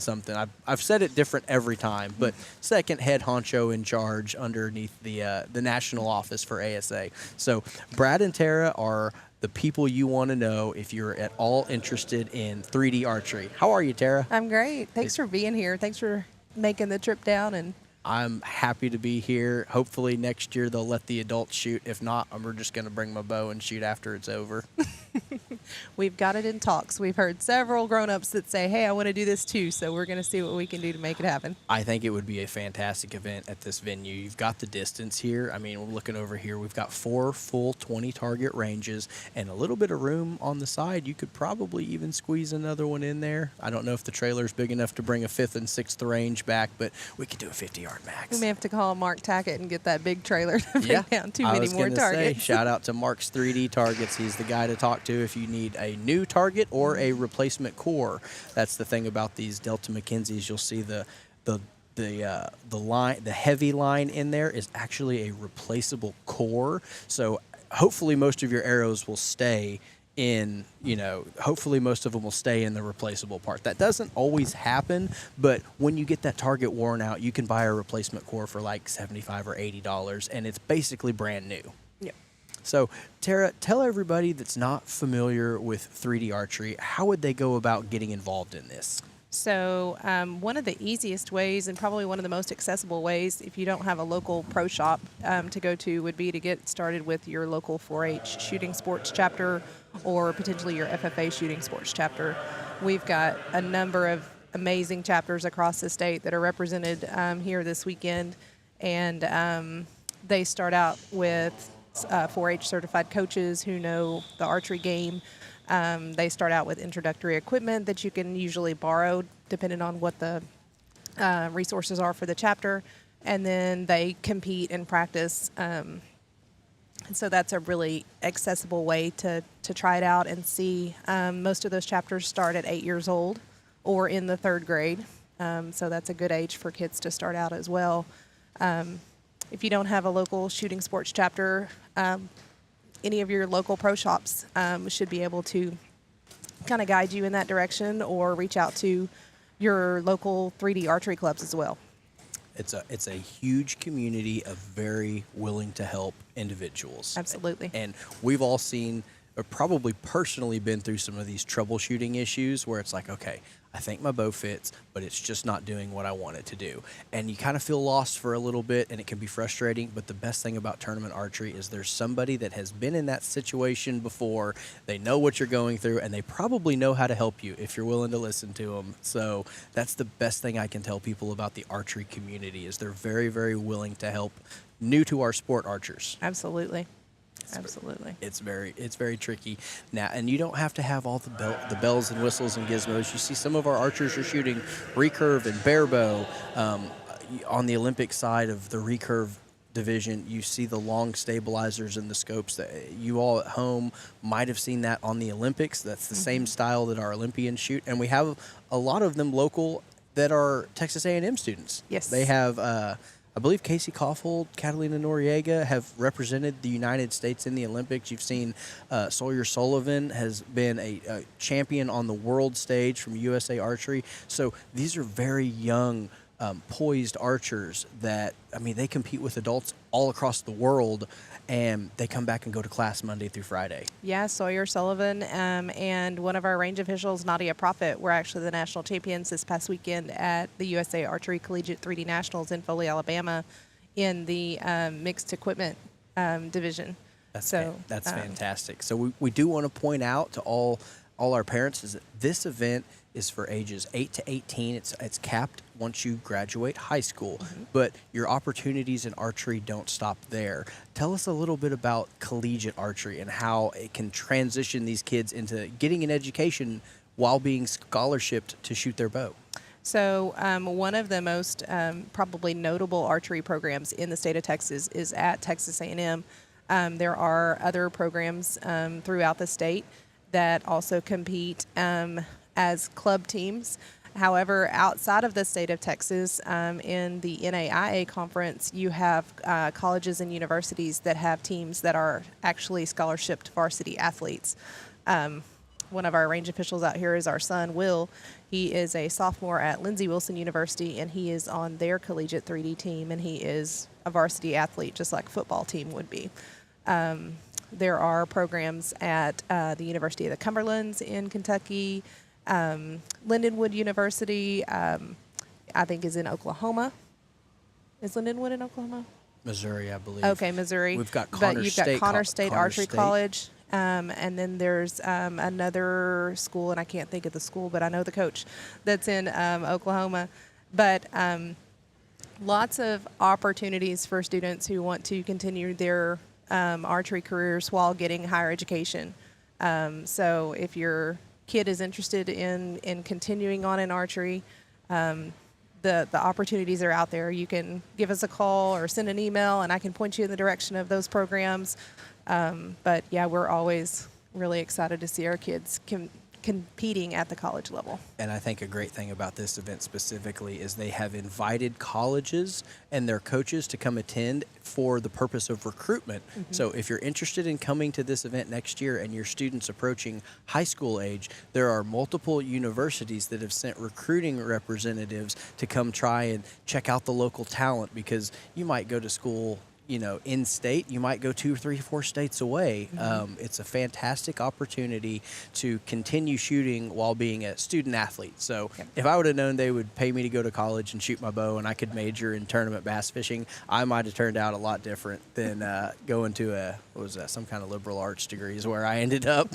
Talk about a square peg, round hole. But yeah, so going back to youth growing up in archery, right now, we designate them based on their ages. There's an 8 to 10-year-old class, an 11 to 13-year-old class, and a 14 to 18. Yes. This combines 4-H, FFA, USA Archery, ASA, NFAA. All these sanctioning bodies come together at this one event. Now, when they go back to regular competition or a tournament season, sometimes you'll have kids compete in a youth or a young adult division, or the ASA will also allow them to shoot up if they're of advanced skill in an adult division. Yes. So I think that's something great to point out, where it's like a parent might see one of these kids here just put up a monster score and they're like, my kid can't compete with that. I don't know if that's a good idea for him to participate. The chances are that kid is competing against grown adults at the ASA. So they do allow them to shoot up in division if they're an advanced skill level. Well, and the other thing about archery is there are certain things that you can control, just like in any sport, and there are certain things that you can't control. So I can control how much practice I put into my event, how many arrows I send downrange, the time, effort, and energy I put into it, but I can't control who's going to show up on any given day to any given tournament. So archery is a sport where you're competing against the others that are in your division, but ultimately you're competing to make yourself a better archer overall. And so if you show up to a tournament and you're like, oh my goodness, there's, Susie Shooter who's amazing and I don't think I can compete. Well, control what we can control, and we can compete against ourselves any day of the week. Yeah, it was last weekend you all were at the Collegiate Nationals in Foley to bring 4 ranges back to allow this tournament to happen. We saw our champion was a young man from Oklahoma, Lawson Vett, who competes in the known pro division. They shoot out to 60 yards. He's attending Lindenwood University and was the national champion, and I believe it was a 40-yard max for Lawson at that. So when he's done competing with his collegiate team, he goes back to the ASA and competes with the pros as I think he's 21 years old. In college. Yep, junior, 21, 22 years old, and they're shooting out to 60 yards. Yes. So there's still a place, no matter where your skill level is, to compete in tournament archery or target archery and come to these events and compete as a student athlete. And I think that's one of the best things about this event. Well, and these kids that are out here today or this weekend, these are also your kids that are going to be having animal projects in ag shows, and they're in ag mechanics, and some of them are in, other sports, volleyball, basketball, football. I know Case Scott over here on the young adult or the senior range is a football player, and last year, Rendon Brooks was out shooting, and, she was in ag mechanics, building amazing ag mechanics projects. So these kids out here are versatile. This isn't their only competitive opportunity, which is great to see. It's a skill, it's a life skill that not only are you working on your archery game, but you're working on your social skills. You get to interact with not only kids your age, but adults, and you see such a high level of maturity from these kids that have been shooting competitive archery from 6 or 8 years old. Like, they grow up and they're almost little miniature professionals. It's a lot of fun to see, and they succeed you see them on the podiums across state and national level stuff, and then they go off and they go to college, and you're watching them in the Olympics a few years later. So it really is, it kind of flies by in a short amount of time, where it's like, oh man, I remember when that kid didn't get to beat me in my division every weekend. I can't wait till he turns around and goes pro. Time is a thief. They grow up way too fast. It is, but archery is a great opportunity. It's a family sport, so your whole family shoots. We do. And that's been since 2012. 2012. Mm-hmm. And you get to see a whole bunch of kids grow up in it, and hopefully get the opportunity to go shoot in college. But if they're not headed to college, there's still a lot of money they can make in archery. Mm-hmm. I mean, this event right here, I think their winners are getting $750 for $750 a buckle. A lifetime hunting and fishing license for Texas. The Ranching and Wildlife Committee fundraises all year long for their different events, and we're just one of these events.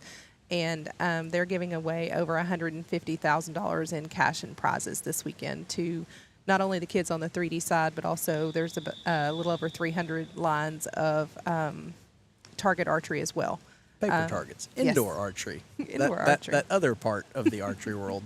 So if you haven't given it a try, take a step out of your comfort zone. Come down here and see it. If you didn't get to register for it this year, we've got a whole set of bleachers and grandstands here for you to kind of just come observe and ask questions and find somebody, because chances are there's a 4-H or an FFA club near you, or a local range or a pro shop that can get you started in it.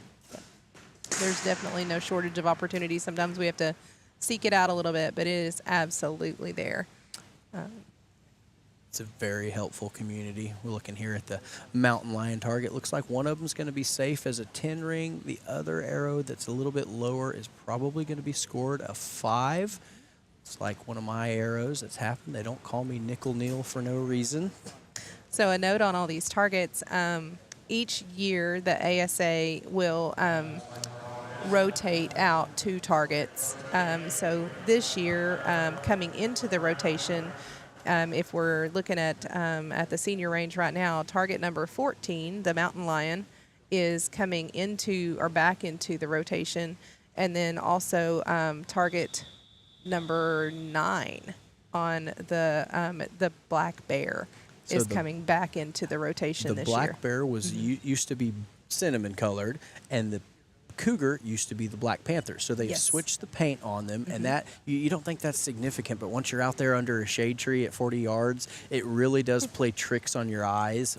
What these archers have to navigate is not only the varying distance, but the levels of visibility, and that's what we call course management. You have to take a poke at some of those 12 rings if you want to shoot a high score, but there's also a lot of risk in that. Tell everybody what's your strategy on a range. Are you able to see the 12 rings a lot of times, or do you just kind of know where they are? Well, for me, I shoot in the women's pins 40 division, so I am shooting out to 40 yards with a fixed pin sight, so I don't adjust my sight during each target. So I have pins set at different varying yardages, and I choose the pin based on the yardage of the target. And I'm a little older than you are, Neil, and I don't see as well as some of these kids out here.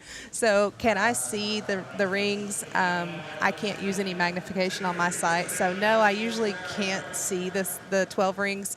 So that's part of that time, effort, and energy that we put in, is to go out and practice and just kind of know. Like some of these targets, they'll have maybe some paint. So like if we're looking at the target number, let's look at target number 11, the bedded buck. You can see some muscle definition right over the foot there that kind of points you in the direction of where the 10 ring is. With these targets, your upper 12 ring is always going to be closer to the head of the target, and your lower 12 ring is also always going to be closer to the hind end of the target. So just knowing the targets and like where the paint goes. Target number 8 over here, the antelope or the speed goat that I like to call it, it's got a pretty decent indicator if the paint is still there. Yep. That's one of the few that I like shooting the upper on, because it's usually right at the peak of that white line on there. That upper 12 ring just kind of nestles right. You got to be above the white, but they're all painted just a little bit different. So what we're looking for is being able to see those rings based on the contour of the targets and the lighting. Hopefully you've got somebody in your shooting group that's put a good arrow down there that you can use as a reference to aim off of. Sometimes that's helpful, sometimes that's tragic. Yes. You have a lot of kickouts, a lot of broken knocks, so you can put a great shot on a target and still not have it fall in your favor. And the other thing with these targets too is, I just lost my train of thought. It happens. It did. It's all the It screens. absolutely happens. We've got 6 screens in front of us, 2 lights, and several hoverboards. It's the LED and the Blu-ray light poisoning. But yeah, these kids are out here putting down their best 20 arrows, trying to compete for top position. Hopefully most of them are going to shoot the paper side after this. I'm hoping we see a little bit more intermingling because it's so tricky in archery fitting everything in schedule-wise. Indoor season takes up most of the winter months when you don't want to be outside, so that's a 20-yard paper target that you're shooting all winter long. Once you're done deer hunt, if you're a bow hunter out there, I know October, November, kind of into December are the good hunting months. Once that's done, all these archers will go change their setups. They'll put indoor arrows on, usually 27 diameters, big, thick, line-busting arrows. They'll shoot indoor for a couple months. We'll wait on winter to leave, and then we're back out on the 3D trail. So you'll put your Texas ASA schedule out, and you all have about 35 different clubs across the state of Texas. They can all find that information on the Texas ASA Federation Facebook page, texasasafederation.com. Yes. Perfect. So look for that schedule to drop. You'll have, I mean, you guys have at least 2 a weekend, all the way from the end of February through July. Into January. January, yes. We'll have an indoor shoot just like this in Paris, middle to end of January. So, and that's open for everybody. Yes. Yes. So we want you to come try indoor out as we're battling the snow and the cold. And then once that's gone, we'll be back outside on the 3D trail experiencing the weather, whatever that means. Sometimes it's always an adventure in Texas. sometimes it's good, sometimes it's bad. And you can have a chance to shoot all across Texas, all spring and summer long until your state championship. That'll be mid to end of July, the 20th, 21st. 20th and 21st. 20th and 21st. And that's going to be right down here at Brazos County. Yes. Perfect. Home field advantage. Home field advantage. Perfect. So, well, it looks like we're getting ready to start, I think, our last end in this round, if I'm remembering where I had kids set up to start with. Yes, they've shot 4 groups of 4 targets. They'll have one more group of 4 and finish their scoring. You can see the scores on the Eyes on Score app for the paper side in real time. Yes. The 3D scores will not be posted until all qualification rounds are done, and there's a little bit of strategy involved in that. So we hide them so that future competitors can't see what the number to beat is, and that could be a good or a bad thing, depending on how your nerves are. If you know that you only have to shoot 5 bonus rings to win, it might be an advantage. Or if you're like me and you know that you have to shoot 5 bonus rings to win, you're out there nervous before you've ever even hit your first target. So there's a little bit of strategy involved in it. So Eyes on Score is where you will be able to see all the results eventually. Yes. Important distinction there for 3D. And it's the same way at an ASA tournament. We don't post the Saturday scores until all the Sunday rounds are complete, just to keep it as fair and equitable for all competitors. And we do have 3 divisions this year that have qualified based on their participation numbers to have a finals round on Sunday after the last qualification round. That is going to be senior barebow, senior open boys, and intermediate pins boys. And so the way we're going to notify everybody is on this evening after our 3 o'clock line finishes. I'm going to send out an email to the top 5 competitors at that time in the group and just let everybody know that your shooter is in the top 5 at this time, knowing that there's still one more qualification round and anything can happen, so that people are prepared for potentially needing to come into the finals on Sunday. That start at 11 a.m. And then if we'll have the rest of the awards. So here's an important note about the finals for 3D is it runs the same way as a professional shoot down is going to run. So we will take the top 5 competitors into 5 final targets, and we will add the scores of those 5 finals targets to their qualification round, and then the shooter with the top score is the winner. So it is feasible, depending on scores coming in, that someone in the number 5 place could end up winning based on those last 5 targets being added to their score. So that's a really fun pressure point for the kids that it's a good experience, and so we're excited to have those finals this year. For the finals this year, is the 14 ring in play? The 14 ring is in play. Okay, so you're going to see these kids compete in a shoot down that mirrors the professional division at the ASA, where there's a little 14 ring out there on the target that is ignored, neglected, and disregarded during competition rounds. But for the shoot down, it's located so far out into the 8 ring, you can see that far ring out to the high right. That's going to be a 14 ring. Not in play during qualification rounds, but for the shoot down, it is an extremely high risk, high reward shot. So if you can see it and you can hit it, it's going to give you 14 points. If not, it's probably going to be an 8 or a 5. Yes. So a lot of action there. I know these kids have a lot better eyesight than some of the more senior seasoned archers. So they have that going for them. And all they have to do is battle the nerves and see that they can, break that clean shot, because it might be, it could be between 30 and 40 yards for our seniors. The lighting in here is great. You hope that they can be able to see it, but that's only half the battle. Yeah. So.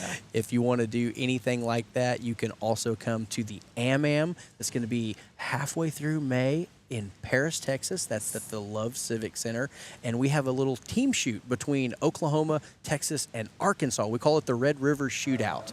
It's not just a football rivalry. So I know this weekend is a big football weekend for everybody here in Oklahoma and Texas. So I fear for my personal safety down in this part of the world. But I've been assured that they're all A&M fans and not so much Texas Longhorns fans down here. So I should make it home safely in time to go back to my day job next week. We'll tune back in, and remains to be seen. But if you want to shoot at 14 rings in a pro setting, you can come to the Texas AMAM. We call it the Southwest Shootout. It has its own Facebook group. It does. So check us out on Facebook for that one. It's basically like a miniature version of a Pro-Am. You'll shoot 2 rounds of 20 targets, just like at a Pro-Am. We have a whole bunch of vendors show up. We feed you. They've got food trucks. You'll have 2 competition rounds, as well as a team shoot round, and a full practice range, and I always get the name wrong, the known bonus shoot. Yes. GPO, Elite Known Bonus. Well, this one's actually run by Connor State Archery College up in Oklahoma. There you go. Those guys come down and set that up as a fundraiser for their collegiate program. So you can shoot a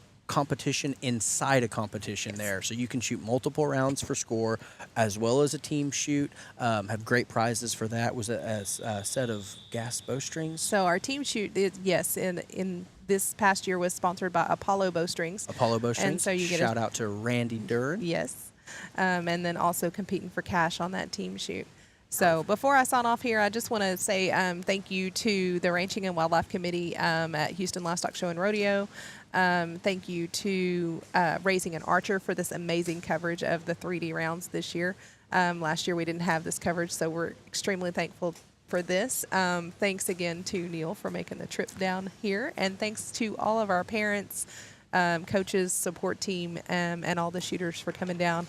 If it wasn't for the shooters, we wouldn't have a reason to do this. So, and finally, thank you to Josh Grine and the ASA for allowing us to use these targets to make sure that the kids had a good opportunity to shoot. So I'm going to go do my job. It's fantastic. Thank you for sitting in with us. We'll see you back on the afternoon line. We'll be right back here at 1 p.m., and we're going to be cycling some more archers through. So give us a chance to go get a little bit of food in us and stretch our legs. Don't go anywhere. We hope you spend all of your Saturday hanging out with us. And if you're in the area, come check this out. All right. Thanks, Tara. And our archers are just competing their final group of 4 targets. What we're going to do is we're going to show you them as they finalize their scoring. We've got them all walking down after a big round of applause. We've got a whole bunch of parents, spectators, and fans of archery here rooting on our young competitors. This is only the start of the competition. We've got 2 more qualification lines today, and then one more tomorrow at 8 a.m. on Sunday. That will be followed directly by elimination shootdowns for all divisions that have 15 or more competitors involved. So y'all don't go anywhere. If you're sitting home or you're in a deer stand, go ahead and put your wireless earbuds in and tune in at 1 o'clock. We're going to show you the 1 and 315 qualification lines, and we'll be right back here tomorrow. So appreciate everybody hanging out with us, and we'll be back. Give us a little bit of time to go to lunch, and we'll see you soon.